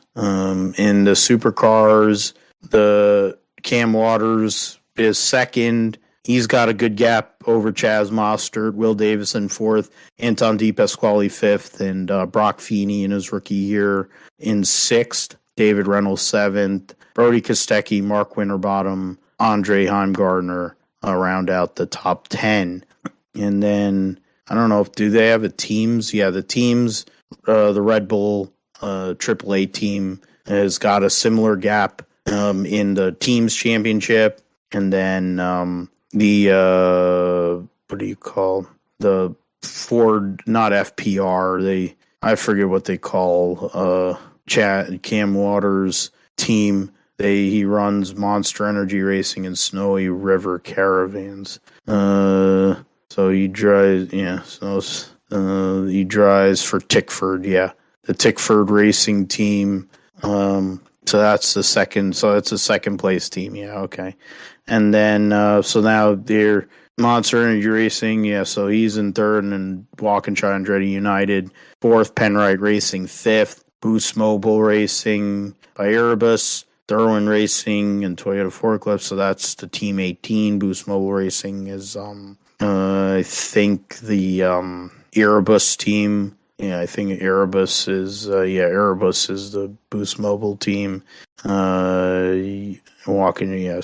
All right, so that's what's going on there, and Supercars will go over that next week in terms of the V8 Supercars. Was it called? Declan Frazier, I think, is the series points. So Declan Frazier, who ran at the Bathurst 1000 along with Zach Best. That's a 75-point lead there for Frazier, who drives for Triple Eight in the Super 2 Championship. Zach Best drives for Tickford, and I think he's going up to the main game. Matt Payne drives for Grove and drives the Nissan. Cameron Hill drives for Triple Eight. So Tyler Everingham, another one. Aaron Seaton got to run at the Bathurst 1000 this year, along Matthew Chada was another one that got to run the Bathurst 1000. Aaron Seaton, the son of the great Glenn Seaton, the baby-faced assassin. It's a close battle. Top five are all in it, so interesting. We'll see what happens. Super 2 Championship's a lot more interesting than the Supercars Championship, but we will talk about that all next week on the GSP. Josh, I'll bring you back in now. We talked about the positive thing that made us happy last week in terms of motorsports, but there were negatives across all of motorsports, honestly. So what did you take away as some of the things that bothered you and made you not feel so great about motorsports this year as we move towards the end of 2022? Well, I think the most obvious one here for me is, really, there's three areas they'll focus in NASCAR, Formula One, and IndyCar. And I think really the biggest one, and the one we've been talking about since the middle of the summer, is the next gen car, the safety issues in particular. A lot of concussions. This season we've never really seen the Cup Series where two major drivers, driving for contending teams, being injured from a concussion. The first being Kurt Busch, obviously, essentially ended his career, the qualifying crash at Pocono, and then the other one being Alex Bowman.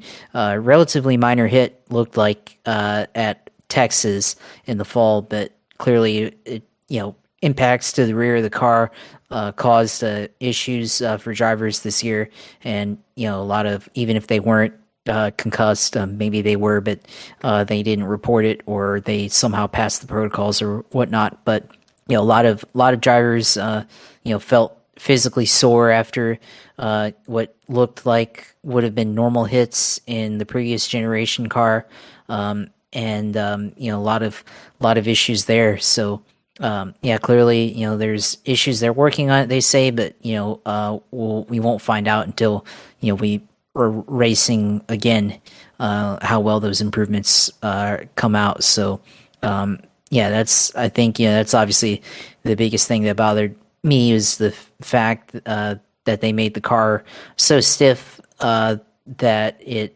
led to this controversy. And on the other hand, it's what led to Ross Chastain pulling off the Hail Melon Because that's the only way it was possible with this car, was it being so stiff and crash resistant that it could withstand the amount of force that it went through during that run. But yeah, that, and then also add in the fact, I mean, really it's NASCAR's incompetence really on a lot of levels, but the fact that the Daytona, the race there, in the fall, or in August, the controversial ending to that, or crash in that towards the end of the race, with the rain happening and then everybody crashing and wrecking and everything, is totally unnecessary there. The another fact is that didn't really race all that well on short tracks for the most part. Martinsville in particular wasn't really great. Bristol, a lot of issues there. The flat tires and everything.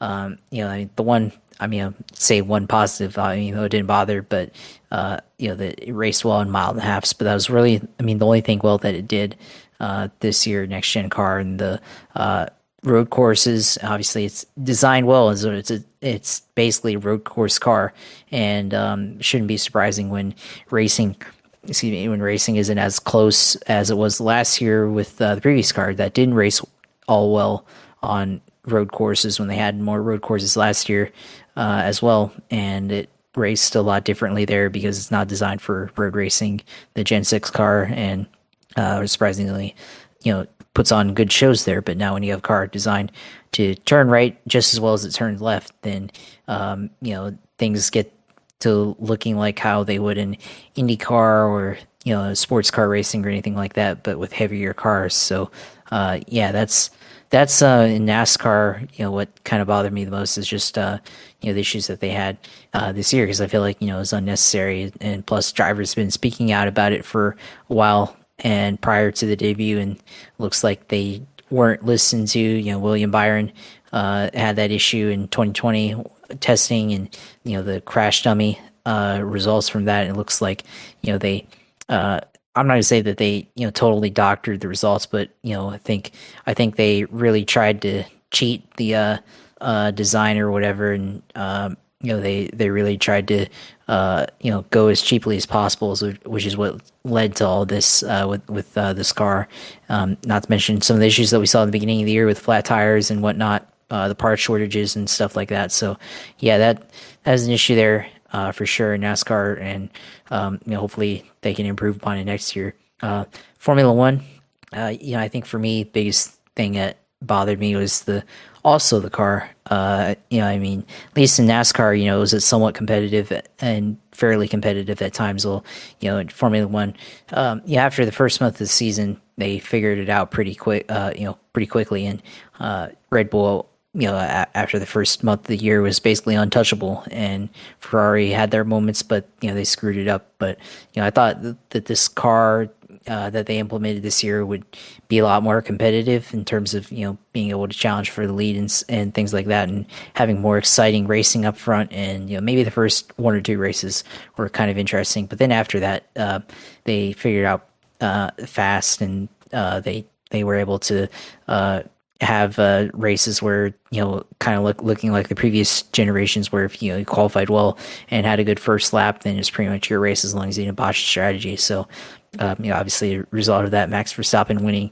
15 races. Not that I don't mind Max Verstappen winning 15 races. It's more of the fact that, well, a lot of those 15 wins came with a lot of domination, and maybe only a couple of them did he really have to work for the victory there. So that's kind of what I'd like to see. And then obviously the big issue is the porpoising in the car, which also another safety issue, because in some issues cause drivers physical pain. I mean, look at Lewis Hamilton and George Russell and other drivers talking about how much it hurt to physically drive the car, having issues with their back, having issues with the helmet bouncing in the car. So yeah, that was definitely an issue too. And we'll see next year how well Ferrari and Mercedes catch up to Red Bull, and if they can make a difference. But I was hoping that things would be a little bit more competitive. With this car, seems like it's more designed for the underbody, just like NASCAR, they try to redirect a lot of the downforce with ground effect, try to reduce some of the aerodynamic wake effect from previous cars, and looks like it's still unchanged. Relative to what it was before. So we'll have to see what it looks like next year. But yeah, it was probably the biggest gripe for me in Formula One is just lack of competitiveness, after, all the hype that went into the new car. And then, in IndyCar, I think it had the best racing of all of the series this year. But, what did they have to show for it in terms of viewership and numbers and growth, social media stuff? They don't really have a presence there, and they got to figure that out. And after couple of years now with Penske owning the series, they really had much growth in that area that a lot of people were thinking that they would be able to turn the series into a direction where things are going, and there are some areas where it's growing, for sure, but definitely a lot of missed opportunities, a lot of I don't want to call it infighting, but they've definitely not had their best hat on at times. Especially when it comes to kind of, I guess, a rivalry between Formula One. They haven't been able to cross promote there as well as they could have.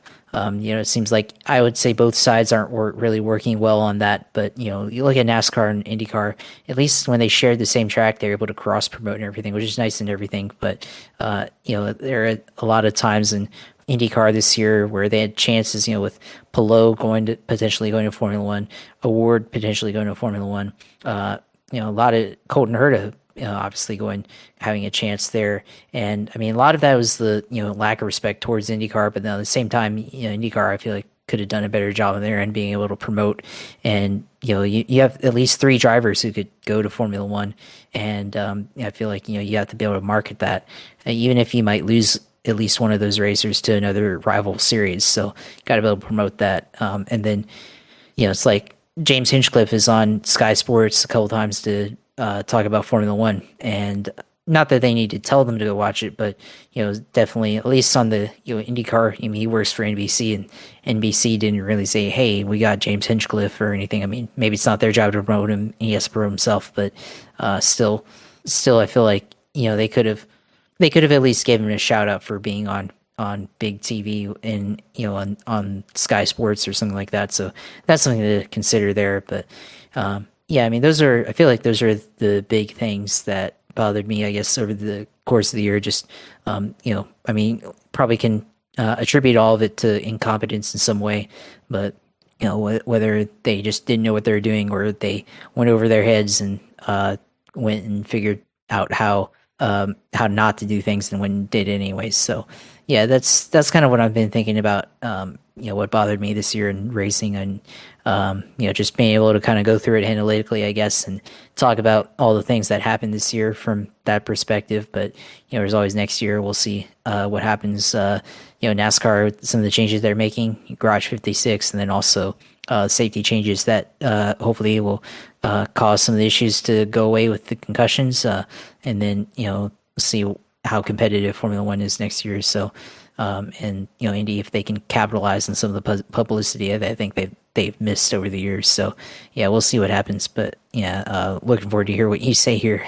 I kind of echo a lot of what you talked about. I mean, I'll add one piece to the NASCAR part. You talked about guys like Keebler Gibbs, and we've talked about Keebler Gibbs and Noah Gragson, and I think it goes and expands to to Ross Chastain and some of these drivers. The lack of respect that exists amongst these drivers across all 3 series in the main game.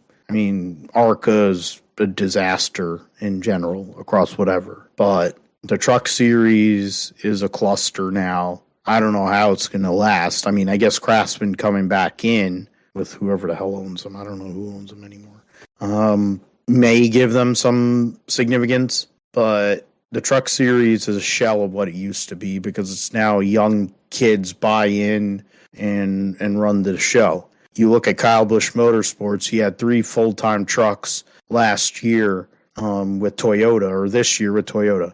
Next year, he has 1 full-time truck and 1 part-time truck, and 1 that he's basically doing like a pseudo deal with to go and make, like, he still has 3 teams, but it's not the same deal. He's going to have Nick Sanchez, the defending ARCA Series champion, and then a Purdy or whatever the fuck driving the full-time truck, and then he has some other asshole driving the part-time truck who sucks because they bring money. And the lack of respect a lot across all these series, people driving through people, and you brought up the Gen 7 and how dangerous this car is because of how poorly they made it, because NASCAR wanted to get this car out there, SOD and all these losers that run the sport. And the point is, the Garage 56, as you also said, Chad Knaus, and you look at how Supercars, which is basically what they based this car off of,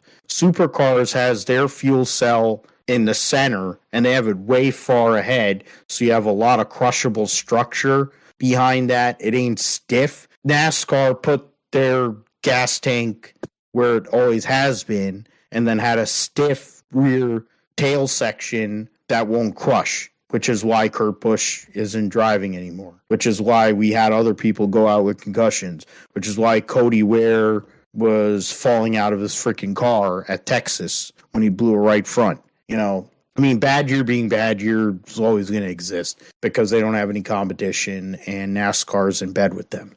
But the safety of that car is bad. The driving standards across certain drivers, especially young drivers, is pathetic. Ty Gibbs is going to get used up next year in the Cup Series. He'll win. I figure he's going to win and he'll be in the playoff. But he is going to they're going to destroy a lot of cars next year because he's going to piss off a lot of people. Noah Gregson's going to be the same way. And it's good that Maury Gallagher has a lot of money and Jimmy Johnson and Mr. the King to a lesser extent, because they're going to be repairing a lot of race cars because neither of those guys get it. And there are other guys that are in that same realm. I mean, people would accuse Joey Logano of being that way, and maybe that's what it is. The guy's a 2-time series champion now, and he's won 30 plus races. He's all going to be in the Hall of Fame. And a decade ago, people thought his career was over after he got fired by Gibbs, and he drives with a reckless abandon. But the difference with Joey Logano is it's selective. I don't think he drives like that all the time. He definitely, when he knows that a win is on the line and he can get himself into position to, he's going to make that move. There are people that just drive through people for the sake of driving through people. And that's, the likes of Keebler Gibbs, Noah Gragson, some of these other people. Sam Mayer had that problem too. There's people in ARCA, Joe Graff Jr. made a whole career out of it. Hopefully he won't have a career after this year.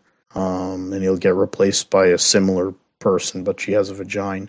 I guess I grew up watching a different sport, and maybe that's part of the problem, but I also think driving through people and not actually having any racecraft really proves that you don't belong out there. I don't care what paycheck you bring. I know there's plenty of, this whole sport exists in large part because people bring money. And there are plenty of people who have brought money and done all right. There's plenty of people who have brought money and sucked dick. And then and then you have in between. I mean, I kind of gravitate towards those who have had to actually work hard and, earn it. I think that, Josh, you're a junior guy. His dad never gave him he didn't give him everything. Dale Jr.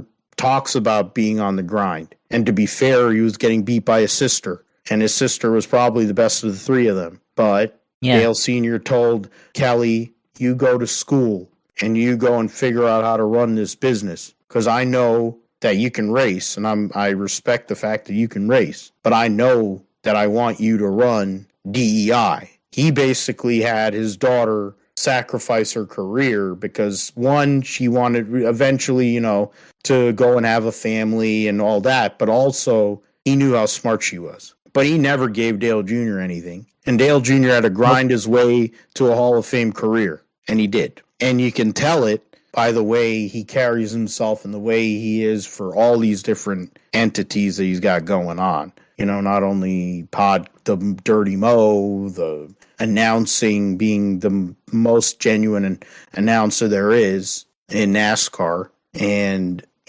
et cetera, et cetera. They had to come up different. They had to actually do something. Junior won 2 championships. I mean, granted, Steve Park set the table with the Uris in 97, and he had to win, and he won 2 championships. He beat Matt Kenseth, ran him over at Dover in 98, but he won 2 championships. Went to the Cup Series, won the All-Star race, won 2 races his rookie year.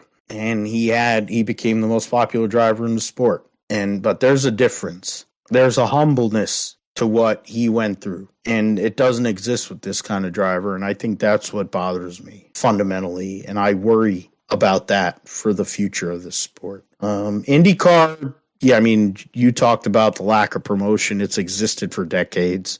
Roger Penske, they've remade the IndyCar series or Indy Light series to some bullshit Indy XT crap, and they fucked Linus Lundqvist over, who has a ton of talent and should have probably been able to get into a seat with Dale Coyne. Instead, he's going to get bumped off for like Marcus Armstrong or some Formula 2 driver. And Linus Lundqvist dominated last year. He deserved a ride in this series. It's a bad look when you're killing the key feeder system.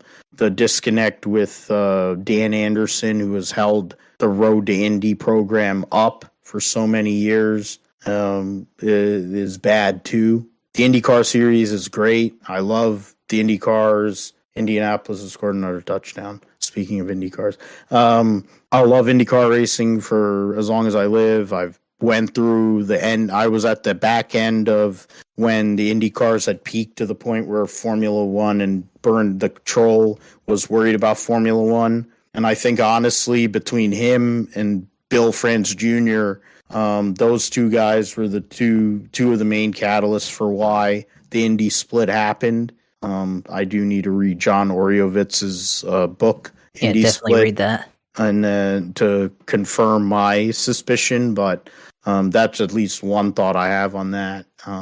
They have the most competitive. They have the tightest field. You have 24 cars or more, depending on the whatever.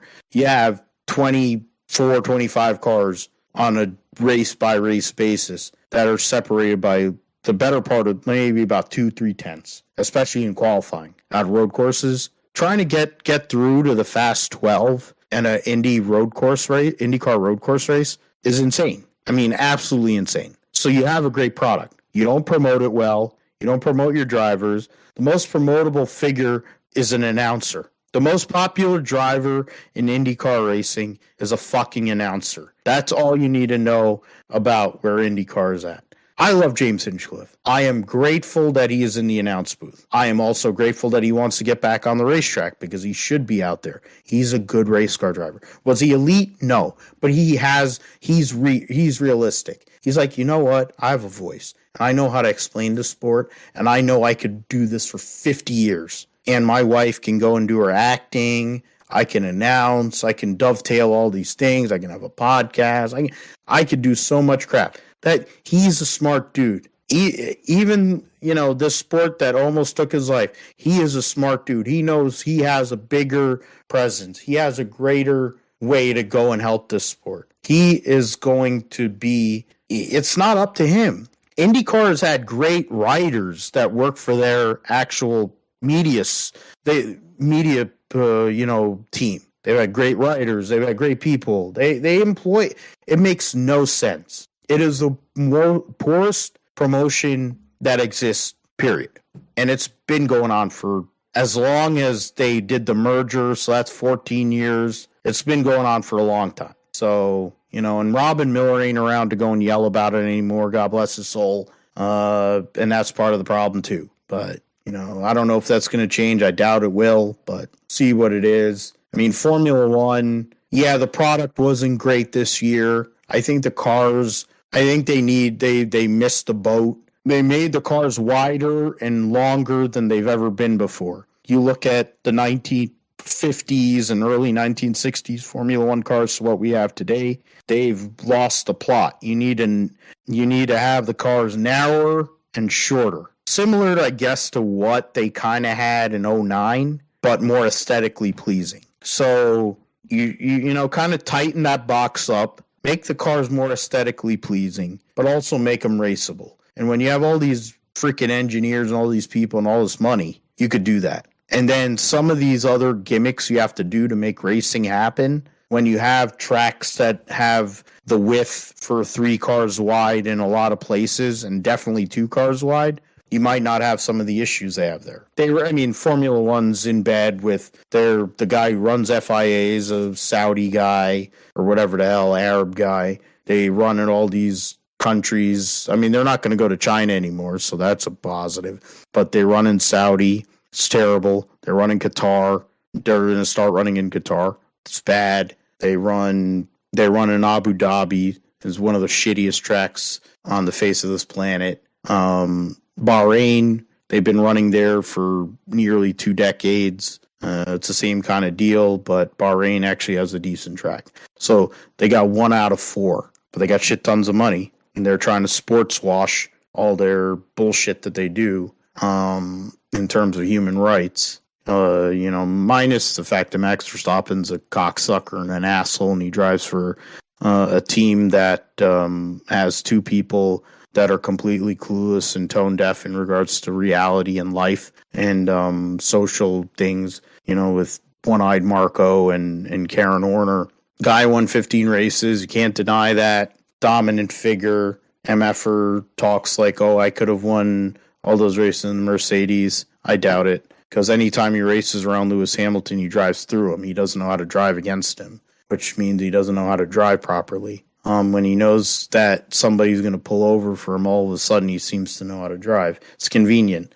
Even Ayrton Senna, who's one of my heroes, got a hint. When Martin Brundle actually raced him hard for the Formula 3 title back in 1983, and Senna ended up parking his car on top of Martin Brundle's head, he knew he had to change his game. When Alan Prost said he wasn't going to give anymore, I mean, he took it to an extreme measure, but he knew he had to change his game.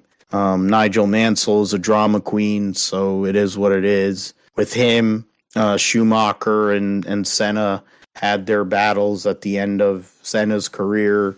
The reality of the world is even the greatest had to change their game. And if Max Verstappen wants to actually be a great driver, even though the statistics already fulfill him as being a great driver, he needs to learn. I mean, he has a terrible background to support this because his dad's a douchebag, an asshole, a philanderer, you know, woman, whatever. He doesn't know how to be good to women. He abuses kids. I mean, Jos Verstappen's a terrible person. One-Eyed Marco runs one of the shittiest driver development, even though they have so many great names that have been in racing. How many of them have been successful in Formula One directly? Like, you talk about Sebastian Vettel, he was a BMW development driver. Max Verstappen was at Mercedes first before he went to Red Bull. So can you name me, like once you really get into the depths of this, who the hell has Red Bull actually made that's been a really good Formula One driver? There's one guy, Daniel Ricciardo. And you know what he's doing? He's going to be running doing sponsor appearances next year. That's the best driver Red Bull's ever developed for Formula One. They ran Scott Speed out of the sport. They ran Vitantonio Liuzzi out. Insert, Antonio Felix da Costa, Alguersuari, all these people. They ran Gasly into the ground, Albon. I mean, come on, man. It's a joke the way they run things. I mean, I'm outspoken in that, and I'll continue to be. They're a joke. They're a terrible representation of the sport. Max Verstappen's a terrible representation as a champion. And the fact that FIA is in their back pocket is a big problem. And I mean, nothing's really going to change. I don't think Mercedes is going to make this massive jump to go and pass them. I would hope so, because of the amount of money they have in their coffers, but then there's a spending cap. Ferrari needs to get a more durable engine. They might be able to compete, but they're a disaster organization. They've been that way since Schumacher retired. The way FIA runs races is questionable and terrible. They need to fix that, especially in the rain. But the way they make decisions for full course yellows and stuff is bad. I mean, it's like NASCAR, the way they throw phantom yellows. They don't do it as much, but the way they run some of their races and the way they make their championship, like there are things with that are questionable for sure. But I mean, for those series, I mean, IMSA, I think their point system is not great. It's hard to follow, to be fair. They got so many different championships within a championship that you're not really going to be able to get into it that way. So you need to make it a little more relatable. Now that you have the GTP, LMDH cars coming into play, maybe you could do that, connect to fans a little bit more. I mean, the fact is it's a niche audience that you have there in IMSA, but maybe that's something to work on. I mean, NASCAR definitely has to work on that car and make it safer, and they need to make it more raceable at short tracks, since they've made short tracks a big part of their emphasis here, especially moving into 23, where they're going to make some changes to their schedule supposedly, and then of course they're running it for the All-Star race. Good point there, and the fact that there will be a street course race in Chicago randomly, for whatever it's worth, instead of the Firecracker 400. Be running on a street course where there are going to be shots being fired, which, to be fair, most of the typical NASCAR fan probably is liable to go and have guns in their house and they'd fire them off and do whatever. So why wouldn't there be guns going off in a NASCAR race? But they'll be offended when it happens in Chicago. But those are some of the things from those main series. I mean, some of the other series have their issues. I mean, there's issues everywhere. I don't want to be a total Debbie Downer. Back in the day, I think I could have went on some rants, to be fair, especially on Ty Gibbs and Gregson, the way they drive, and some of these other people like Max Verstappen. But I'm trying to be a better person. I'm trying to hope that it'll help me, over life and over time, for some more positive energy. Pittsburgh's driving here. This is actually a good game. It's surprisingly, yeah. In the fourth quarter. Oh, man. On the 2-yard line. Yeah. Man. No, that's an incomplete pass. So that's the end for me. Cameron Hayward is not even playing. I don't know what the hell happened to him today. So I'm going to have a donut from Cam Hayward. Kenny Pickett has had no touchdowns, but he has 14.7 points.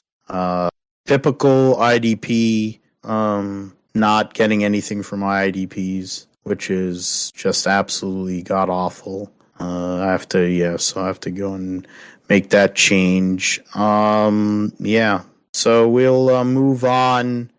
Josh, what's going on in regards to iRacing, F1, etc.? Maybe trying to make a hit on Dinner with Racers Thursday Night Blunder, possibly. Yeah, I have to look into that one, see where we are. I think I signed up for that, and I don't know what happened to that one. Maybe I have to do it again. We'll see. But iRacing this week, oval stuff. Yeah, it's pretty much off season now here. I mean, well, it's not off season, but because there's still racing. But I mean, the schedule is reflecting the off season. That's what I'll say. But yeah, Xfinity at Auto Club should be interesting. The winter, so they have like a 87 car series that call it the Winter iRacing NASCAR series. That's racing the 87 cars. Nashville, it's a kind of a longer form because of the like, for example, like the 87 cars normally run like 50 lap race at like Daytona or Talladega. Well, the Winter Series runs like about like 120 laps for the same events. So here we got the Winter Series at Nashville Super Speedway this week. Should be interesting. 150 laps. Going to be a lot of tire wear. Nashville's pretty hard on tires. Should be a lot of off throttle time. So if I have time, I'll get into that. It's a bit of a longer one, so I'll have to see if I can set aside some time for that one. The regular NASCAR Legends cars are at Phoenix 2008, so the old Phoenix, not the new one. Should be interesting. Also, a lot of tire wear here, old asphalt surface and all that stuff, when Phoenix was actually good at racing. So that might be interesting there too. The Production Lab Sim Car Challenge. This is the four car Class D series that runs for 25 minutes at road courses. And sometimes ovals. That's at Laguna Seca this week, so it might be a good race to run there in the Ford Mustang. Let's see where else. Trying to look this at the oval, at the road course side. Probably a little bit more action on the road side this week for whatever reason. Let's see here. We have Ferrari GT3 at Fuji International Speedway. Should be interesting there. Road America in the Cadillac series, or well, you can run either Kia Optimas or Cadillacs. That might be something to go do. We got Michelin Pilot Challenge, which has the Honda Civic in the which I have in the Laguna Seca WeatherTech Raceway at Laguna Seca. Touring Car Challenge that also has the Hyundai and the Honda Civic. That's at Laguna Seca. GT4, so I got the BMW GT4 M4, that's at Laguna Seca. So there's going to be a lot of, looks like, road racing this week at Laguna Seca. That's also one of my favorite tracks to run on the road side, in addition to Road America. Open IndyCar Series, open setup at Texas Motor Speedway. I don't really know why anyone would do that. And looking at how many people are signed up for the race that starts at 11 o'clock, there's only 2 people signed up, so that tells you how many people actually want to run Texas Motor Speedway on the open setup IndyCar Series. So yeah, not a whole lot of people, and I don't even think the race will count, because if there's not enough people signed up for the race, they won't count it, and it won't affect your safety rating or your I rating or anything like that. So that's probably what will happen there. Let's see, where else can we go here? We don't really talk a lot about dirt stuff, and actually also the fixed IndyCar Series is at Atlanta Motor Speedway 2008, so the old Atlanta. So that might be interesting in terms of tire wear there. I actually, yeah, that's going to be an interesting one there if I decide to run that one. Dirt oval, don't really talk a lot about that one, like I was saying earlier, but let's see here. The Street Stock Series, Lima Land Motorsports Park, one of the default tracks I think that comes with it. Let's see, Eldora Speedway and the Dirt Street Stock as well. That might be interesting. Not really much of a dirt guy. I think you have to change up your steering settings to reflect the dirt racing. You gotta put in a lot more steering input into it, or at least response. So you need a lot more quicker steering to be able to throw the steering wheel around and catch the car, in the middle of the corner, as you're steering the car to the right, to the left, and all that stuff. So I don't really run dirt that often, but I have done it from time to time. Maybe during the winter here, I'll pick up on that a little bit more. So we'll see. Dirt road racing. That's like the off-road series and stuff. Off-road, I've never actually run a race on those types of tracks. So we got Lucas Oil Off-Road Cars, Phoenix Raceway 2008, so that might be interesting. VW Beetle at Knock Hill Racing Circuit. That might get into that one. Yeah, then Knock Hill's a great circuit. Yeah, so they got a lot of rallycross here, which I've never done really before. So I don't know, maybe that'll be another thing. Get into some dirt stuff this weekend. So, or not this weekend, but over the course of the winter here, that might be something to look at. I got the iRacing also. They have their Black Friday sale still going on until I think the end of this week. So you can do 12 months or 24 months for 50% off the normal rate for those rates. I think, let's see, home iRacing, 25% off on renewals. So if you look at, normally go. Trying to open this up. So 8250 for 12-month renewal, 149.25 for 24-month renewal. So can go on there, save I guess a little bit on for regular price, 110 for the 12-month, 199 for the 24-month one. So a little bit of savings there if you trying to go long-term membership iRacing if you want. There's that. We were talking about it offline.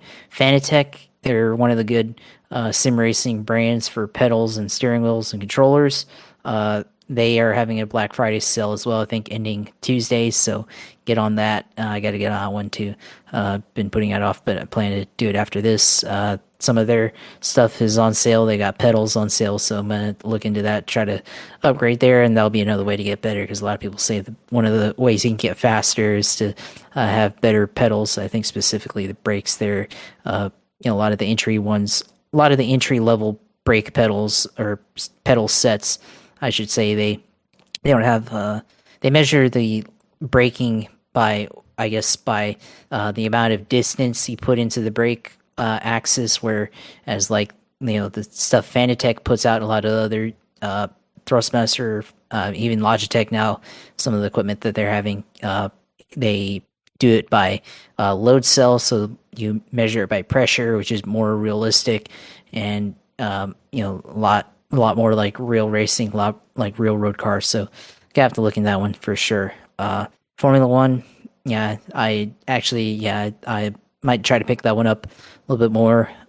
Do that one a little bit more. I think it's more of a for fun things, and that's on console. So done it a few times in the past, but yeah, definitely during the winter here, probably pick that one up a little bit more. Especially sometimes don't want to pull out the rig the steering wheel and pedals, seat, everything, set that all up to run iRacing. So maybe chill back and on the couch or whatever and play on F1. So try to go and do that. So yeah, I think that's it this week for Sim segment, of course.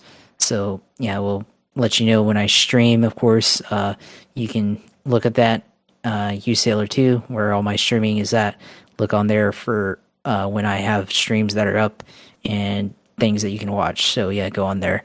Go into the close now, of course. Once again, uSailor 2, go on there, follow on Twitch, go on there and look me up and follow my stuff, and I'll let you know when I go live, which you can probably see that on Twitter at JP Hopfine, where I have all the takes, all the things that I talked about with the Jaguars racing and everything else. Of course, talking about Trevor Lawrence there, and on one last note on him, I found out that his name is actually William Trevor Lawrence, so he's goes by his middle name, and actually, if you want to shorten it up, it's actually Bill Lawrence, and who is, I think, the creator of Scrubs and many other TV shows. And Trevor Lawrence is definitely not a scrub, so there's that. So Not anymore. Yeah, not anymore. So, and probably never was, just hadn't been able to put it together all until now. So there's that. But yeah, interesting tidbit there, which I found out last week and kind of laughed at, that his name's actually William. But, maybe as a joke, they start referring to him as William Lawrence, but he gets a W, we'll call him W for William. So maybe we'll do that. But, you can go on there. Yeah, and also, of course, one last thing, follow the YouTube page where we put this video up this week, and see all other episodes that we've had this year. That's the one change that we made this year, is go on YouTube and start doing that. So you can follow our YouTube stuff at Group Strip Podcast on YouTube. Go in there, subscribe to our page, and like our videos, and comment, and all that stuff. So yeah, that's it for me this week. As always, glad to be on the show, and glad to be able to talk about it, and glad to be able to talk about racing, talk about football with you on here. So yeah, glad to do it, and thanks, and hopefully you had a good Thanksgiving. It sounds like you did. So glad to be able to do it with you every week. Yeah, absolutely. I'm glad that we're able to do this together and just shoot the shit. It helps. It's good for health. I mean, we're getting in with mental health and a lot of things, but this game is part of a deal that what's his name, Jim Irsay is doing, like a fundraiser for mental health. And considering Jim Irsay, some of the decisions he makes, you could say that he probably needs it too.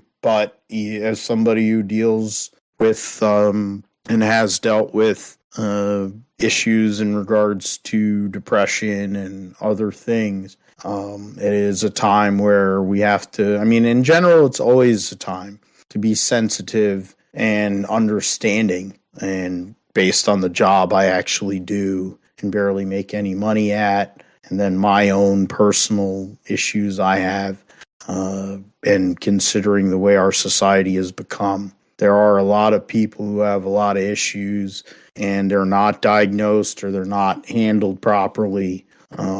So, I mean, when it comes to this show, it's part of what makes my life better.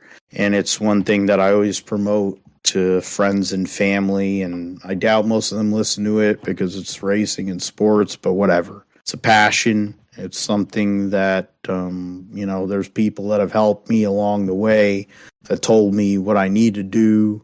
We've had some of those people on this show, Clayton and the sort like that. And, having that show and being able to be a part of that deal, a proper structured show. And then, Frank with the Indie Sports Car podcast, him and Missy, they did such a great job with their show. And he gave me that guidance to where we're here together. Josh and I are together. We'd talk racing and we'd be able to just, most people say, oh, well, we more or less agree most of the time. Well, okay. But the fact is we take it from two different angles. I just take it my way and, Josh takes it the more analytical, mathematical. You can go and look at it in a different perspective. And the fact is that's where the balance works. Sometimes we disagree, but that's part of the fun. We are able to go and we generally hit on the same kind of topics that are going on. And it's part of what makes the show so great. And it's why it's going to continue to exist. So for people that don't want it to exist, go fuck yourself. We're at Gripster Pod on Twitter. I'm at Philip G. Matthew on Twitter. Josh, of course, promoted his socials. We look at us, of course, on the YouTube page, Gripster Podcast on YouTube. We're on philipgmatthew.com, my blog site, and you can find us anywhere where podcasts are promoted, basically, and distributed. We have the Gripster.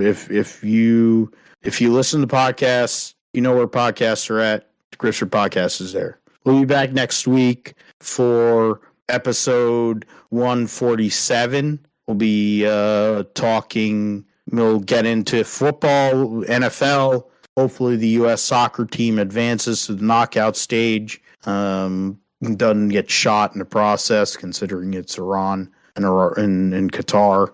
And, is it democracy? So wait, hold on. Is it regime change and spreading democracy if the U.S. defeats Iran in the World Cup? That's not gonna. Well, that's not gonna happen. But they definitely need to win. That's all I know.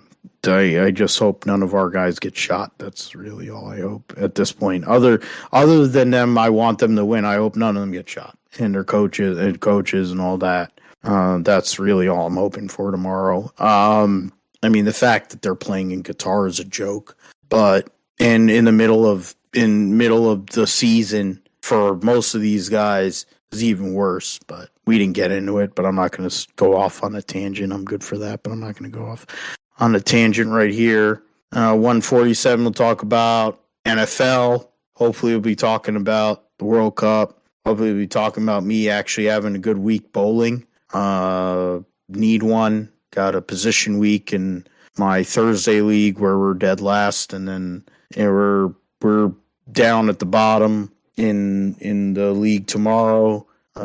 Need a good week against one of the best teams. Need to make some adjustments on my end to help that and hopefully have a chance there. But if that happens, more than likely I'll post it on social media. You can find me at, I said it on Twitter, but Philip G. Matthew 28 on Insta.